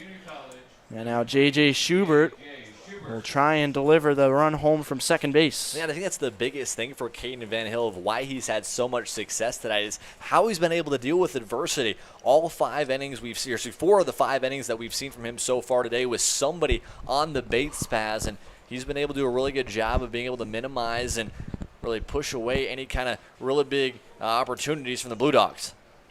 First pitch strike to Schubert. He reached on one of the 2 Jackson Trout throwing errors back in the 3rd. And he also got to second base with 1 out before back-to-back strikeouts. This is lifted into shallow center. It's down for a hit. They will wave the runner around, and he is in there. Now going to second and safe there. Schubert with a single. He goes to second on the throw. Carlson comes in to score, and he does come through to make it 3-2 Blue Dogs.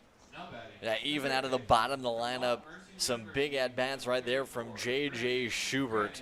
And the first hit of the day gives the Royal Blue Dogs the lead back. And if you're Van Hill right now, I think definitely looking a little bit more fatigued, doesn't have the speed that we saw him that first and second inning. You got to do anything you can to try to get out of this. So Royal Blue Dogs are looking to pounce and add some even more. Swinging a foul tip, strike 1 by Brennan Redding. Not only does that single produce the 3rd run of the game for the Blue Dogs, it breaks up the no-hitter that Van Hill had going, believe it or not. Back-to-back games we've seen through 3 innings where multiple runs have come in, yet still no hits allowed. And we'll see how Van Hill can answer back here. Okay, we talked so much about even when you're in trouble, being able to make sure that you can minimize and shut the door on anything additional from the Blue Dogs or any kind of opponent you're going up against. It's a big spot here for Caden Van Hill. 0-1 the count. Lifted, shallow left center. This is a tough play, but it's caught out there by Swanson. Fine running catch, but the Blue Dogs get one to take the lead. It's 3-2 as the Haymakers will have to battle back again when we go to the bottom of the fifth.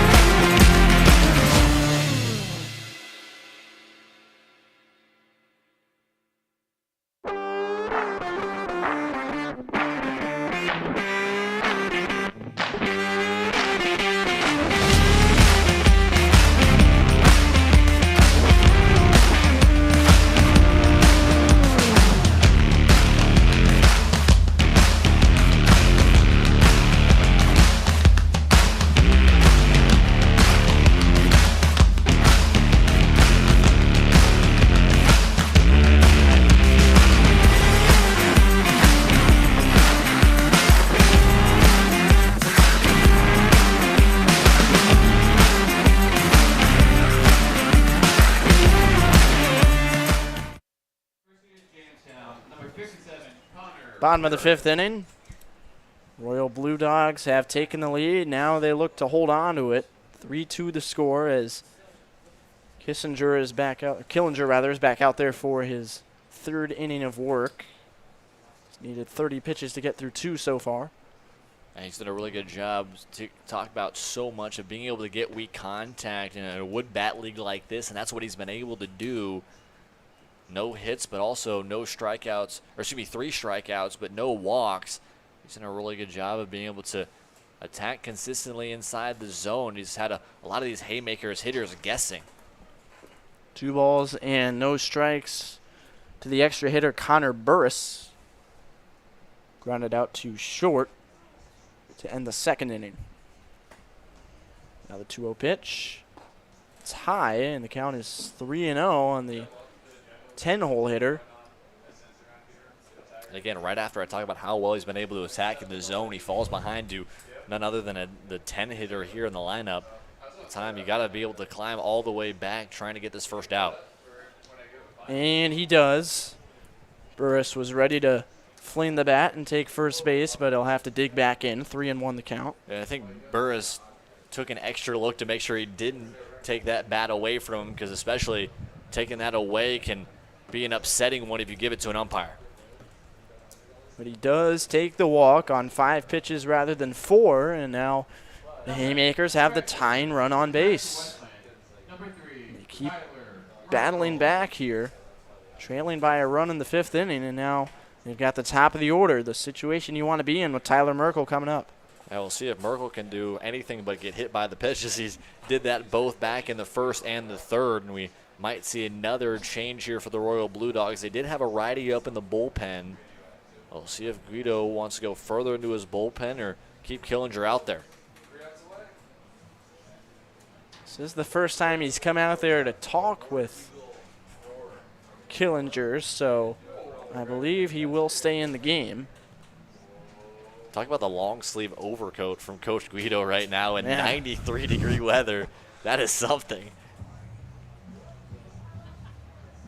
Not a decision I would have made, that's for sure. Yeah, there is a righty currently in the bullpen for the Royal Blue Dogs, currently getting ready. It's either Ethan Lanefelder or Tanner Durazo. Those are the Two guys. Yeah, it is Langfelder, number 50. Just had to wait to see the right side of his back.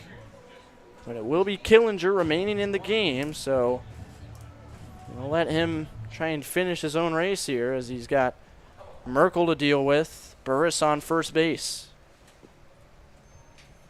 Yeah, both Merkel as well as Burris with a fair amount of speed, so I think right now you got to think about going straight away to Merkel, who hasn't really seen a ton because he's really been worrying about where the ball's coming at him. I think here for Merkel, you really want to do what you try to attempt to do back in the third and drive one down the third base line. The left fielder in Shires is playing really deep out there in left field. And that one gets away. It will allow Burris second base. It was low and in and could not be handled by Carlson behind the plate. So now a man in scoring position, nobody out, and the double play is no longer a possibility on the ground. I think both teams have been kind of sloppy so far. That's given really both the Blue Dogs and the Haymakers some chances that either or that otherwise wouldn't be there. I think another discussion here, trying to maybe calm Killinger down a little bit to make sure he can get through the rest of this inning, but still nobody out and a runner in scoring position. Could just be buying some time for Langfelder to get warmed up here. As he just started getting loose as this inning began. There's activity in the Haymaker bullpen as well. A left-hander is getting loose. As Merkel steps back in, the count 1 ball, no strikes.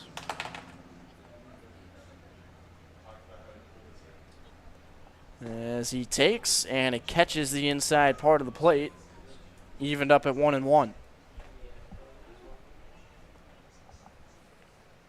Merkel, like you said, hit by 2 pitches today. Once in the first, he got to third base after that, and then came around to score in the third. Reaches out, lifts this one right field. It will be caught.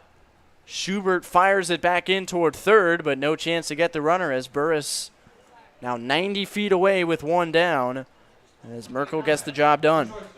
Yeah, I think a theme here today for both these teams is really quality team at-bats when they need you.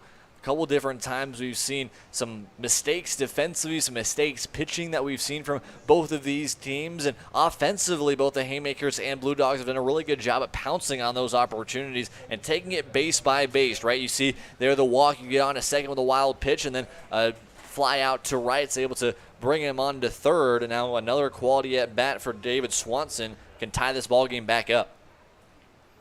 Swanson 1 for 2, grounded out to short in the first and singled. Came around to score in the third. He takes low and away ball 1. A good block by the catcher Carlson.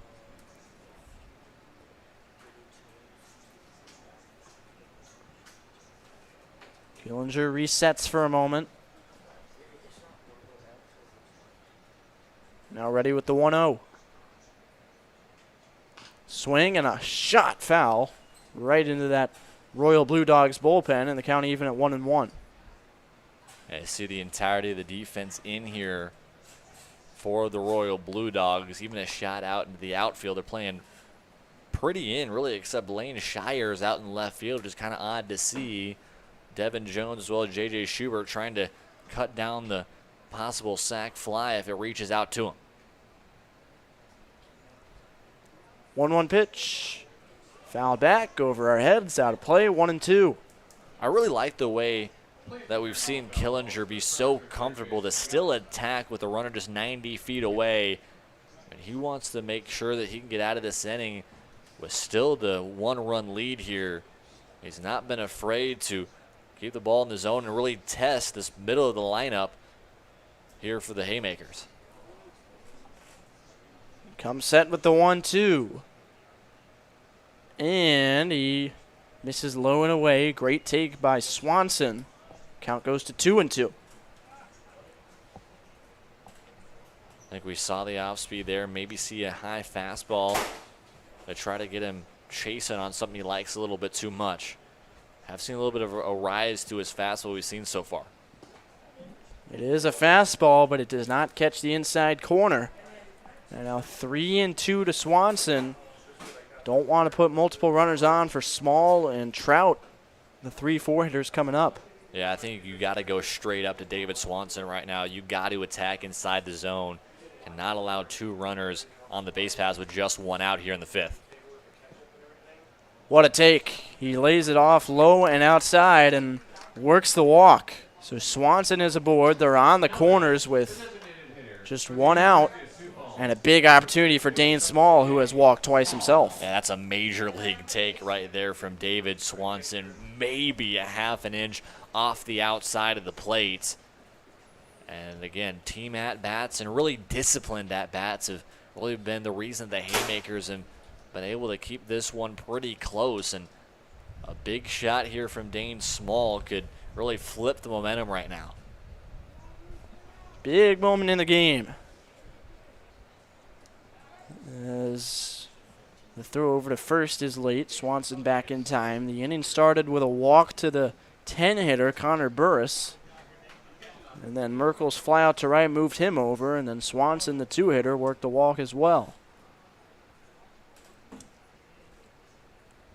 Dane Small, the DH at the dish. Here's the pitch. He shows bunt, and it's up over his head for ball 1. Yeah, that's a scary one either way. You're really in a defenseless position right there as Small, and it looks like it's coming at your head. Like now a time to reset here. We'll see if they want to possibly go another squeeze play here. I like the way the Haymakers have been able to use the small ball to help them out here today. We'll see if they go to it again even at the middle of the lineup. 1-0 pitch, showing bunt, takes, strike 1. You see the Royal Blue Dogs rotating defensively, ready to see if he gets it down. Langfelder has stopped warming up in the pen for the Royal Blue Dogs. Both bullpens are now empty. Yeah, I think they're making sure that they keep Brennan Redding back. It's going to be Killinger's job to be able to get the third base line as Josh Moore, even although holding the runner at first, is crashing down the first base line to be able to try to make a play if Small puts it the other way.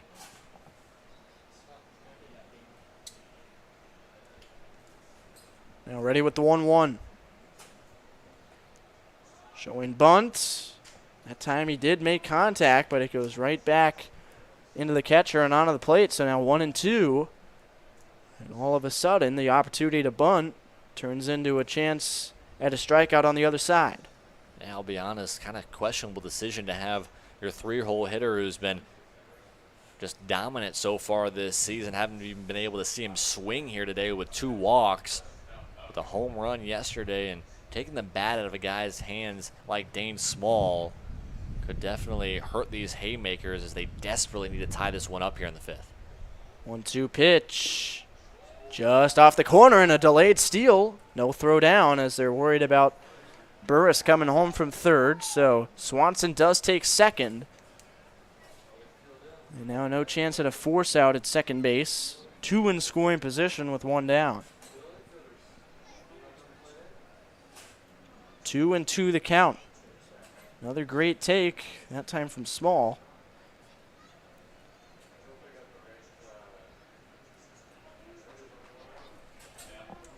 That's a really big pitch coming here from Luke Killinger. Still want to attack, but can't give too much to Small. Swing and a roller. That's a fair ball down the line. The throw to the plate is in time to get him.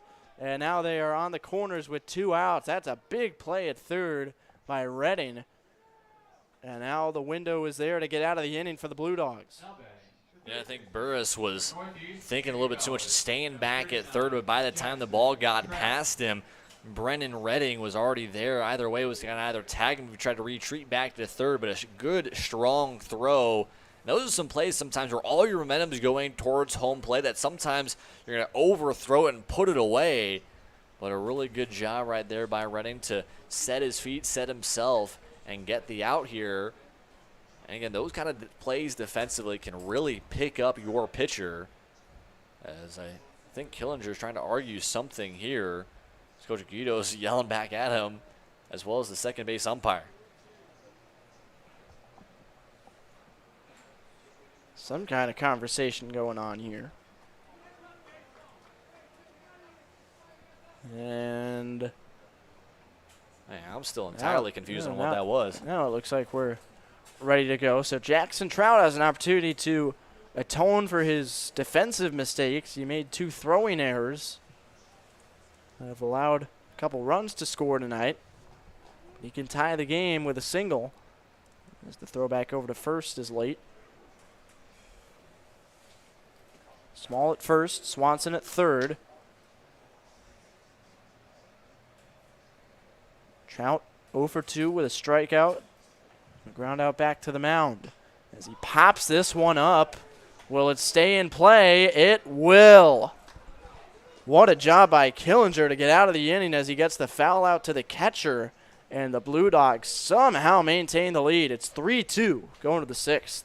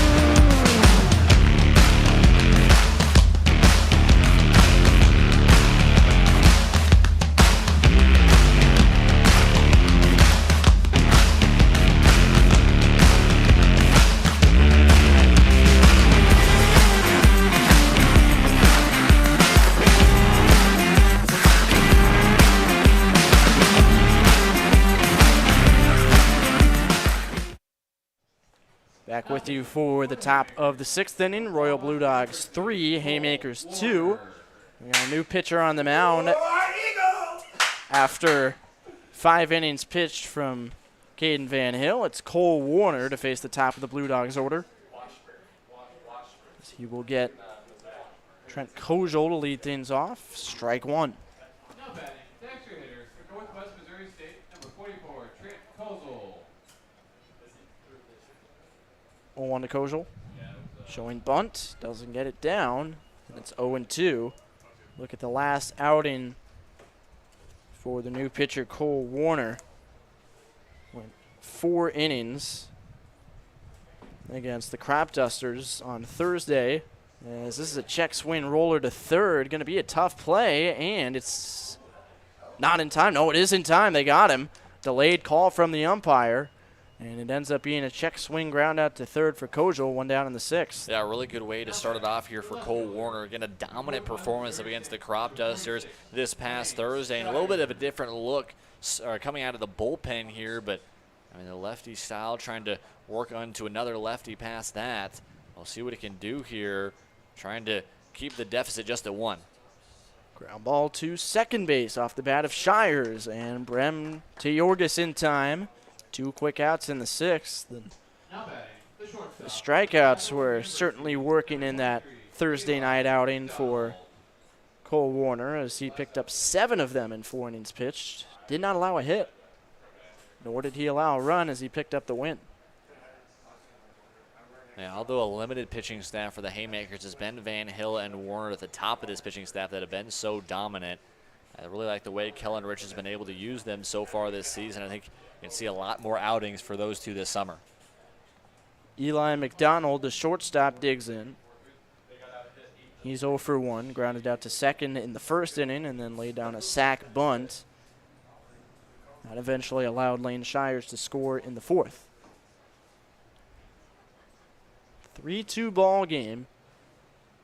Blue Dogs took a 1-0 lead in the first, and then the Haymakers turned the game around with 2 in the third, but 1 in the fourth, 1 in the fifth from the Royal Blue Dogs, and they hold the lead. As this is on the inside, strike one. And it's really got to be a disappointing feeling for Caden Van Hill after 5 really strong innings to start off this one. Again, those 3 walks did hurt him a little bit, but just 1 earned run, and you're not even going to get even a chance to get in line for the win. You're currently in line for the loss. But it's really a thing that we've seen Caden Van Hill deal with these past 2 seasons here, both in this summer and last season with Westside. Last year, just a 2.04 ERA, but winning record-wise, was 2-4 on the season. A lot of times the offense and really defense behind him as well has just not been able to help him out these past 2 years. 1-2 pitch. Got him looking on the outside corner. Beautiful location and a great 6th inning from Cole Warner to keep the Haymakers right in it. They just need 1. See if they can get it coming up in the bottom of the 6th.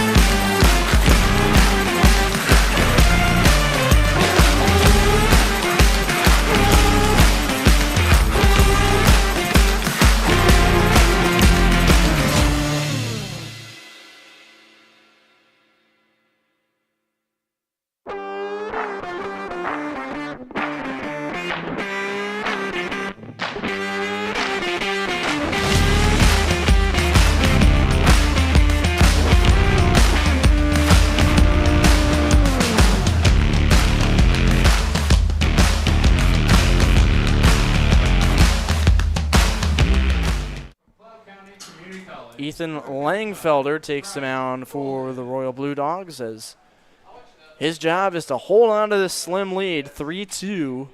Haymakers trying to battle back here. As the first pitch is up and away, ball 1 to the catcher, Golden. Yeah, Langfelder in his 3rd appearance at a relief so far this season. Had 2 different times last week up against the Filth Ballers on Tuesday and Red Raiders on Friday. Drill to right center. That's down and in the gap. Golden will turn first and go to second. Stand up, lead off double, and things are cooking for the Haymakers. Tying run and scoring position with nobody out. Really great job right there by Golden to allow that ball to travel further in the zone and just drive it the other way. And a really good opportunity here for the Haymakers to try to tie this one up. You're down to your last 6 outs in this one. It's been a back and forth ball game. If this back half of the order can come through, it'll be huge for the Haymakers. Number 52, Tyler Reidy. So now we will see Calhoun at the dish as this one bounces away, and the pinch hitter Nikolacek will go to third, or the pinch runner Nikolacek. So now things get even more complicated for the Royal Blue Dogs. Tying run 90 feet away with nobody out. Yeah, we saw Coach Kelton Richards think about a squeeze play last inning. You very likely could see one here as the entirety of the infield is in here for the Royal Blue Dogs. If they do allow Calhoun to swing away here, I think you're really just trying to find anything out in front on the end of your bat, just gotta flare something into shallow left or center field. Sky high. Shortstop. Doesn't make the catch. It's down, and this will not score the run. He's out. Wow. ending up at second base, Calhoun, but Nikolacek is out at home plate as the ball was dropped by the shortstop McDonald. So it remains a 3-2 game, but the tying run still in scoring position. What an odd play. Eli McDonald had really no chance to get himself set underneath that ball. It somehow barely goes off the glove, and I don't even know. I mean, I think Golden might have been Nikolacek might have been so surprised at third, didn't quite get the jump he wanted, and a beautiful throw by McDonald to be able to adjust after missing that pop fly to make sure that a run, and the tying run more importantly, didn't come in to score.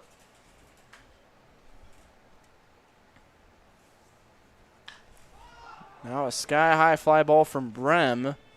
Shallow center field. Jones makes the catch. 2 down. And another dropped ball, that time on the throw back to the infield. McDonald's having all sorts of problems there. And now 2 down, and the man at second base for Cade Ritchie, the center fielder. We'll see if he can come through. To think about an odd play like that might be the deciding factor in this one. It's just really odd to think about, as the Haymakers have just really not gotten anything their way. All the small plays have really gone to the Royal Blue Dogs so far in this one. But it's time really to break through here for Cade Ritchie. Strike 1 to Ritchie. He's 0 for 2. Reached on a fielder's choice in the second, struck out in the fourth. As the 0-1. Good take. They'll think about a throwback to second, but hustling back, Calhoun. Now 1-1 the count. Really good job behind home plate. Nick Carlson able to get his body in front of that one. A great block to keep it in front of him. And really keeps the runner out second at bay. So now the 1-1 pitch. Runner does go this time. It was a good jump, and the pitch is in the dirt. An easy steal of third for Calhoun. Yeah, Langfelder, 3 consecutive pitches to where he's been a 1-look back to second. And the runner was off before he even threw the ball towards home plate. A beautiful jump right there. And now you got the tying run just 90 feet away. Any ball that drops into the outfield will tie this ball game up. The 2-1 pitch. On the outside, 2-2. Again, a really borderline call in that outer half, but a really good job by Nick Carlson. Beautiful frame to center himself to that body and keep that in the zone to make it look a little more favorable for the Royal Blue Dogs. 2 balls, 2 strikes. Tying run 90 feet away. 4 outs to work with for the Haymakers. Fouled straight back. Still 2-2. You see Langfelder hustling it off the mound, ready to make a play. Yeah, a really big pitch here. You're down to your last couple chances for the Haymakers to tie this ball game up after the Royal Blue Dogs were able to take the lead back in the 5th. This next pitch is going to be really big to decide this outcome. Up and in. 3-2. So again, Calhoun has to dart back to the base. Langfelder steps off. Ready for the payoff pitch. Here it comes. Outside ball 4. And they're on the corners with 2 outs, and it'll be the 9-hitter Trevor Yorgis, who has one of the 3 base hits tonight for the Haymakers. And again, a couple different borderline calls just on that outer half. I mean, Carlson did about everything he could do to keep that one in the zone, but just too far off the plate. I think we saw an odd delayed seal call for the Royal Blue Dogs a couple innings ago on Braden Bach. It would not surprise me if they try to get Cade Ritchie to head over to second and get 2 runners in scoring position and possibly the go-ahead runner in scoring position just 180 feet away. So here is Yorgis, single and a strikeout to his name today.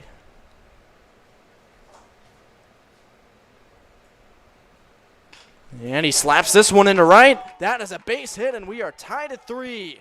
Yorgis delivers as the run comes in from third, and the Haymakers have knotted us up at 3 in the bottom of the 6th inning. Back-to-back innings where the bottom of the lineup comes through. J.J. Schubert in the 5th for the Royal Blue Dogs, and now Trevor Yorgis for the Haymakers. What an at-bat right there. I mean, that one really jammed him on the inner half, but just enough to be able to get down into right field. And if you're the Haymakers, who have not seen a ton of offensive action so far here today, you'll take anything you can get, and they'll take that one there to tie this ball game back up. Now the extra hitter, Burris, swinging first pitch. Strike 1.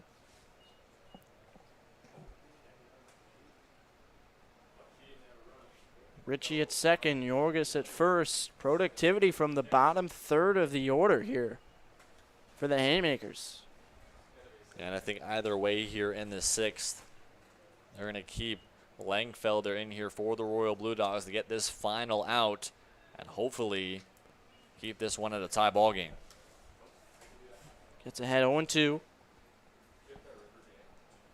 Burris has grounded out and walked today.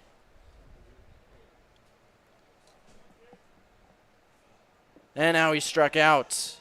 Tag applied, inning over, but the damage done for the Haymakers. 3-3 to the 7th inning. In for an exciting finish here in the nightcap. Stay with us on the Corn Belt League Network.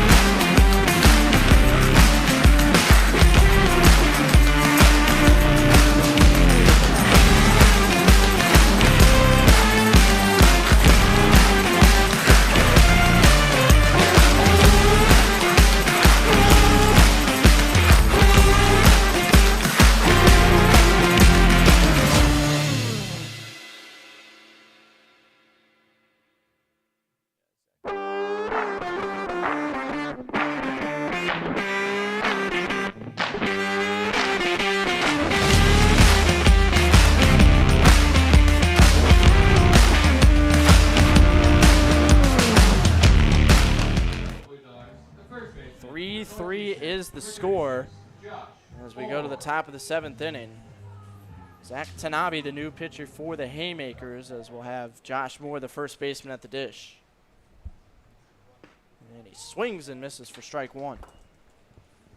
That's Tanabe in the bullpen type of day that the Haymakers had yesterday. Was supposed to be the 7th guy out of the bullpen for them.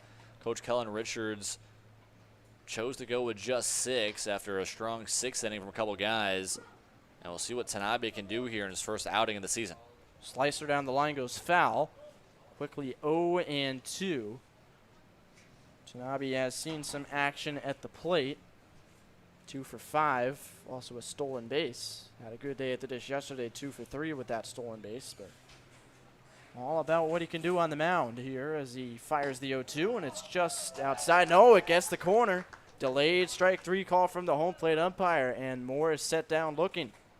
That Tanabe has really been humming that fastball on that outer half. And maybe we're going to see a guy like this being set up in the closer spot if he can keep doing what he's been doing here. He's really been kind of working in that role a little bit. Like the way he's been working so far, really establishing his fastball. We'll see what kind of off speed he has. Throwing away ball 1. Braden Bach, the designated hitter, who's 0 for 1 with a strikeout and a walk.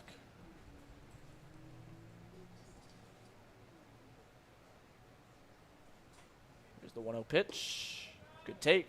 Low and away, 2 balls and no strikes.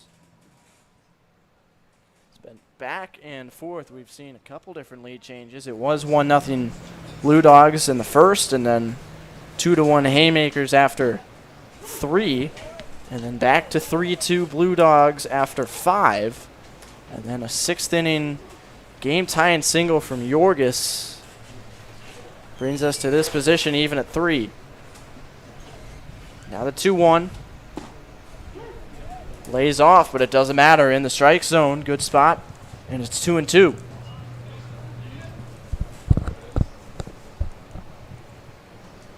Tanabe working quickly.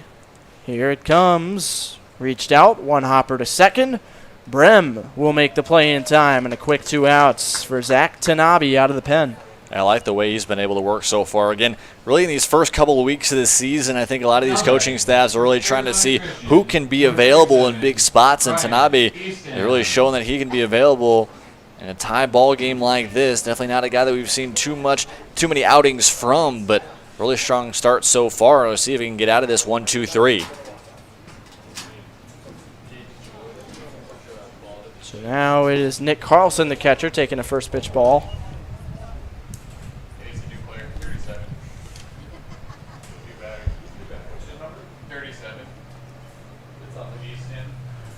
Comes the 1-0 pitch. In there, a ball and a strike. Carlson grounded out to short in the 2nd inning and walked, came around to score the 3rd run in the 5th.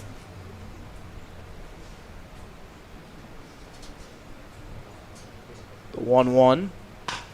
Ground ball, second base. There's Brem again. A nice scoop and a throw in time. Tanabe does the job in the top of the 7th and gives his team a chance to walk it off in the bottom half when we come back. No runners left on base.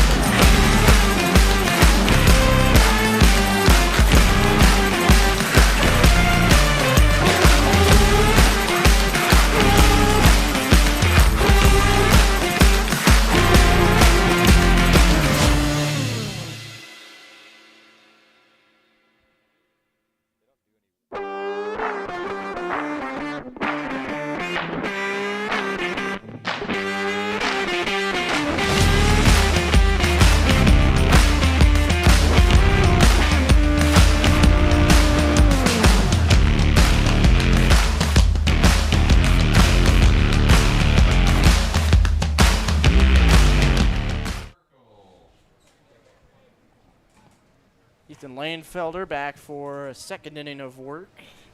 So try and send this to extra innings. Haymakers looking for a dramatic come-from-behind walk-off finish as we're even at 3. Top of the order at the dish with Merkel, and he takes strike 1. Yeah, this is the exact part of the order that you want in a moment like this. The guys that have been consistent for you, started off this first week and a half of this season, get another opportunity to help you get a big win, especially for standings purposes. We see those 2 wins up against the Cropdusters and the loss last night at the Black Sox, and a win here today up against the Royal Blue Dogs would really put them in contention with the Filth Ballers to be the #1 team. 2 great outside corner pitches, and it's 0-2, and that one sails up and in, a ball and 2 strikes. Yeah, Merkel, I think, really trying to be cautious that one could have been the 3rd time he's been hit by a pitch so far today. It's really been a ball magnet so far. Now the 1-2. Sky high pop up. This will stay in play and caught by the catcher, Carlson. Look at Lanefelder. He sprinted out there too, congratulating his catcher.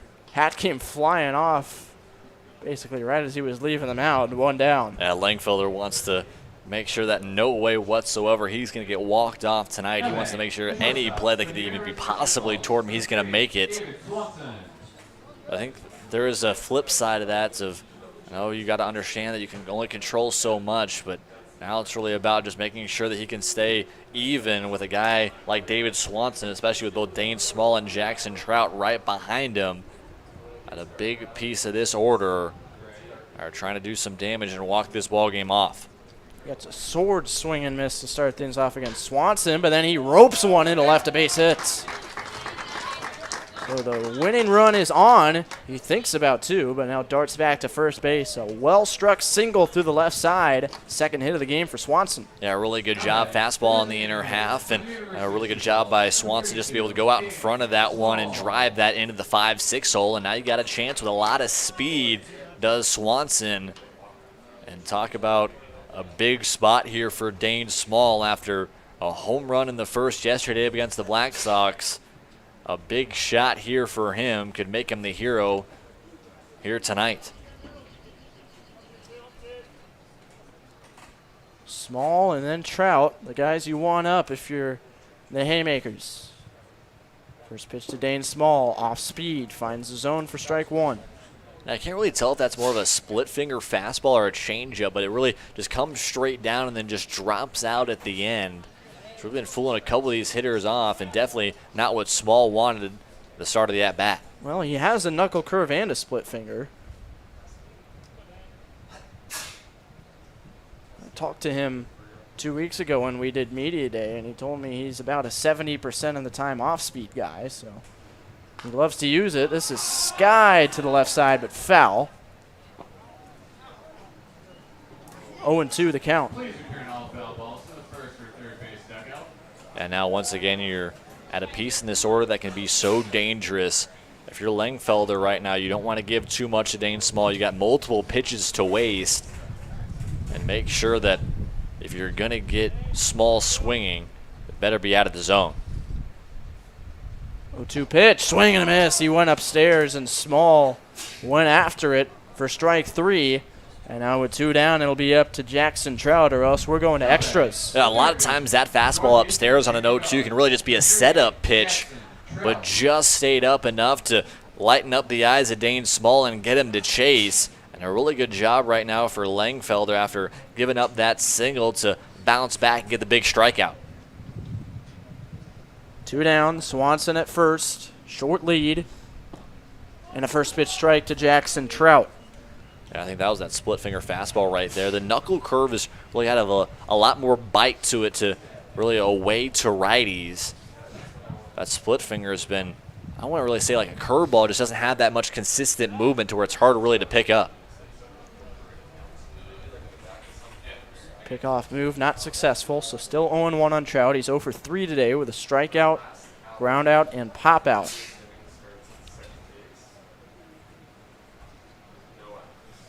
Here's the 0-1. In there. Upper outside corner. Some paint from Langfelder, and it's 0-2. Yeah, Trout didn't really like that call, but just be able to stay in the zone right there. And again, we see Langfelder ahead in the count in a really good position to use whatever he wants here up 0-2. Here it comes. Upstairs, he lays off. Not falling down to the same fate that his predecessor Small did, and it's 1-2. Yeah, I think now you could very likely see that knuckle curve trying to get Trout to chase here once again. You do also have a couple pitches to waste here if you're Langfelder. Try to work something on the outer half. Got him looking. Trout for the second time strikes out with a man on base. And we will go to extra innings. 7 was not enough. 3-3 the score. Haymakers and Royal Blue Dogs to the 8th. No matter what your age, skill level, or position, Your baseball season begins at the Strike Zone. Featuring state-of-the-art batting cages, group and private instruction, the Strike Zone provides athletes all the training and equipment you need to get your game to the next level. Give the gift of development to your baseball or softball player. Purchase your Strike Zone gift cards today. Baseball never ends at the Strike Zone.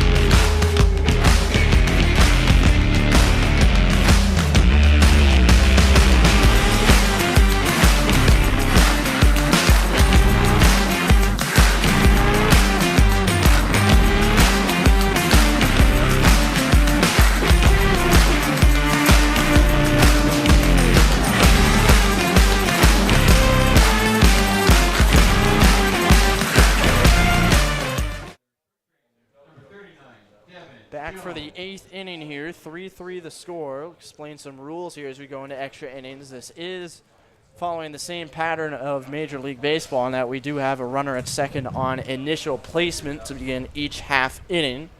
That'll be Ryan Eastham for the Royal Blue Dogs. If the game is still tied after 9, it will be declared a tie.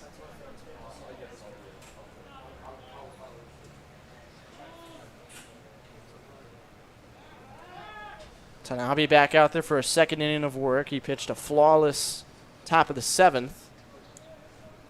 As it's Devin Jones at the plate for the Blue Dogs. Jones gets the bunt down, and the first baseman, Yorgis, lets it roll foul. Yeah, actually, I think they had a couple switches here. That's Trout over there at first. Carter Betts has now moved over to third. I think after a couple of the mishaps that we've seen Trout have over there at third base, they'd rather put him at first.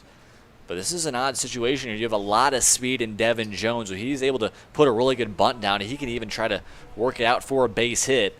Tanabe, either way, he's going to be hopping off the mound pretty quickly to try to make a play. Another bunt try, but it angles foul, and it's quickly 0-2. Jones will have to figure out a way to put it in play. Yeah, a big spot here. Again, you're trying to give this team a big win to help this momentum continue to grow for the Royal Blue Dogs against a really solid Haymakers team, and couldn't get it right there. Swing and a miss. The hat trick for Devin Jones. 2 swinging strikeouts and a looking strikeout. 1 down in the 8th. It'll be up to Robu Ikarashi to try and at least move the runner to third. Yeah, again, you mentioned earlier it's really been the same thing right now as well. That right center gap has been really big for a lot of these batters, and if Ikarashi can find something on the outer half of the plate to drive the other way, the Royal Blue Dogs will take the lead 4-3.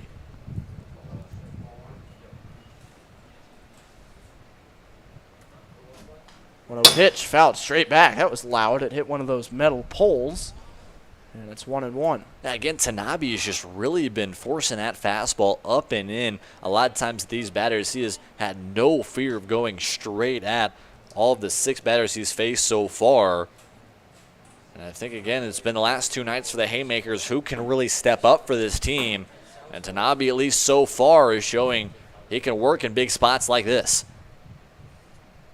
1-1 pitch, swing and a miss. Beauty of a slider on the outside. The catcher Golden appreciates it, and it's 1-2. Yeah, I think now we saw in the last inning up against Dane Small, Langfelder try to establish a high fastball to get him to chase. Would not surprise me here if Tanabe does the same. That one lifted, Foul into the trees. Still 1-2.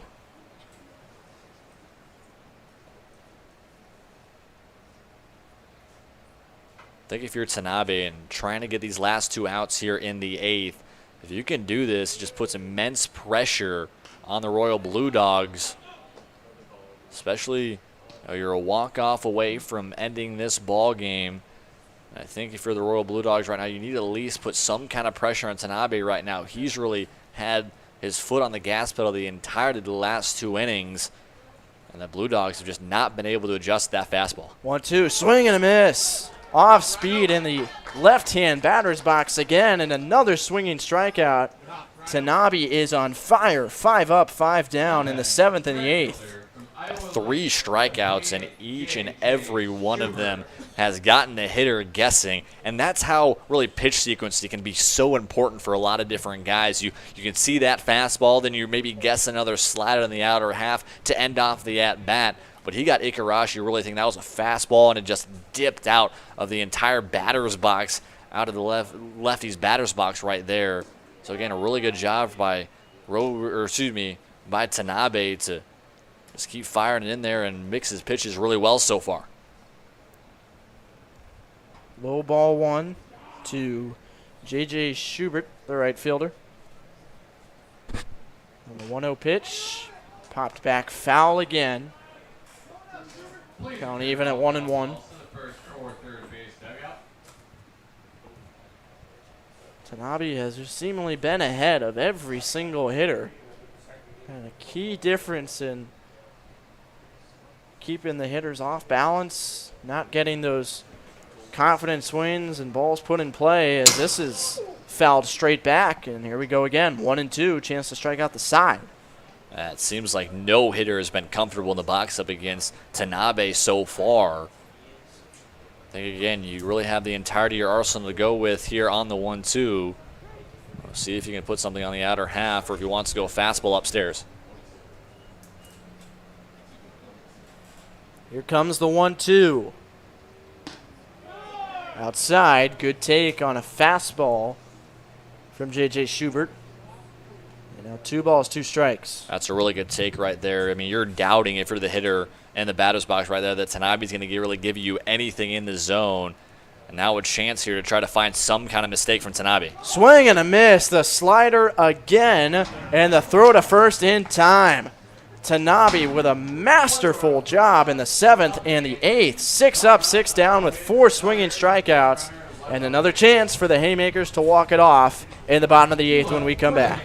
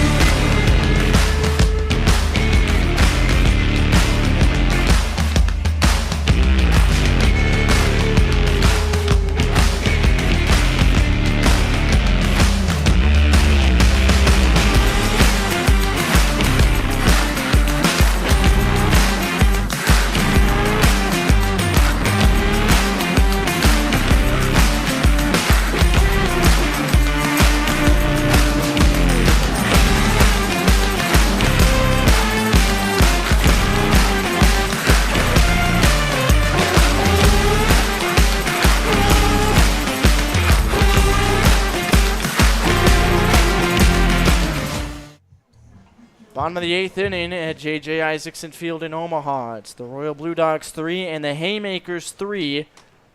Chance to walk it off for the Haymakers here, as they'll have Tyler Nikolazak at second base on initial placement. And the catcher Ryan Golden at the dish. An incredible job by Zach Tanabe to go 2 scoreless innings in the 7th and the 8th to keep the game tied and put the Haymakers in a position to win, as this is popped foul on a bunt for strike 1. Seeing a lot of bunt attempts, and none of them seem to work today, Jaden. Yeah, Small, Jones, and now Golden with really golden opportunities to put a bunt down and haven't been able to do it. We'll see if Golden will put it down once again or if they'll give him the green light. I doubt they will with nobody out and a runner in scoring position. Nikolazak with a lot of speed out there at second base, mainly been the second baseman for them this season, but working as a pinch hitter here today. Lays back on that bunt, as it's now 1-1. Golden grounded out in the first, drove in a run on a sac fly in the third, and doubled in the 6th. Now the 1-1. Showing bunt. That one is down. Langfelder kicks the ball, and they're on the corners with nobody out. Exactly what can't happen if you're the Royal Blue Dogs. I think either too excited or too anxious right there as Langfelder tried to make that play. Didn't even feel it before he was trying to throw it on to first and couldn't hold the ball. Now runners on the corners, and you have to be able to cut off Nikolazak at third, as I think they're going to have another pinch runner here going out to first.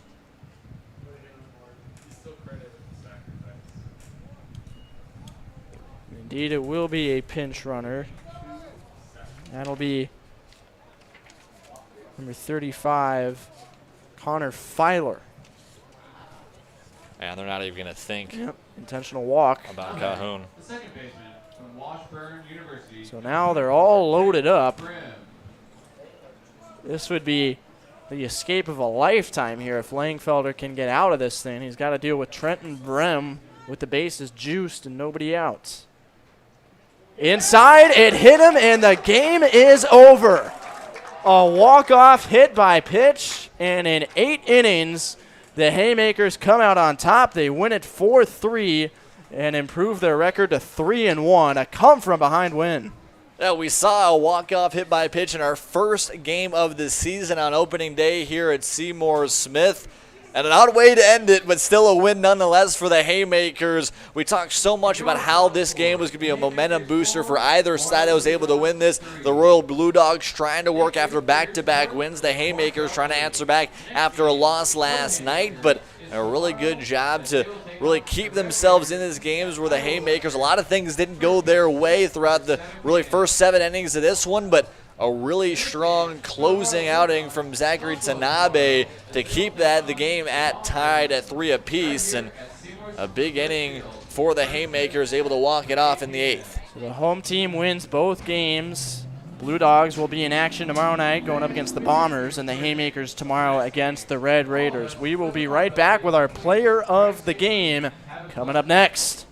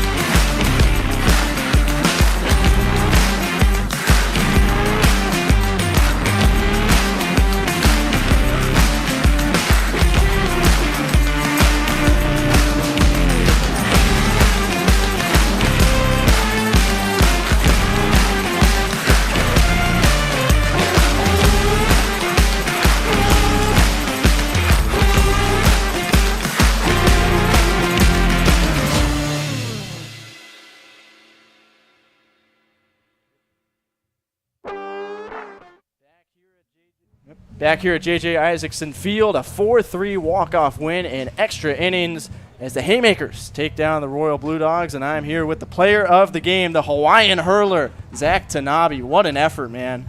I mean, you come out there in the 7th inning and end up throwing 2 scoreless frames, 4 strikeouts, didn't even allow a base runner aside from the initial placement man at second.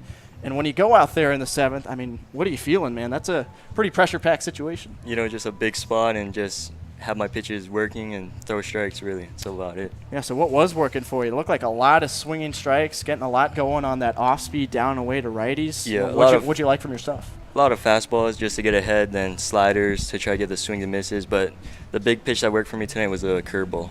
Yeah, now the last thing, I mean, I'm glad the walk-off wasn't anything too dramatic like a double or a home run, just hit by pitch, because I didn't want you to be overshadowed. You know, what was it like being able to celebrate with your teammates and have that fun moment at the end of the game? You know, it was a great experience, you know, just getting another win. We didn't get the win last time, but we put it off today. All right, Zach Tanabe, the winning pitcher here, saving the game for the Haymakers as they win it 4-3 in 8 innings. We'll be back with 2 broadcasts tomorrow night. For Jaden Taylor and our entire crew here on this Monday night, thank you so much for tuning into our doubleheader here at J.J. Isaacson Field, and see you tomorrow night.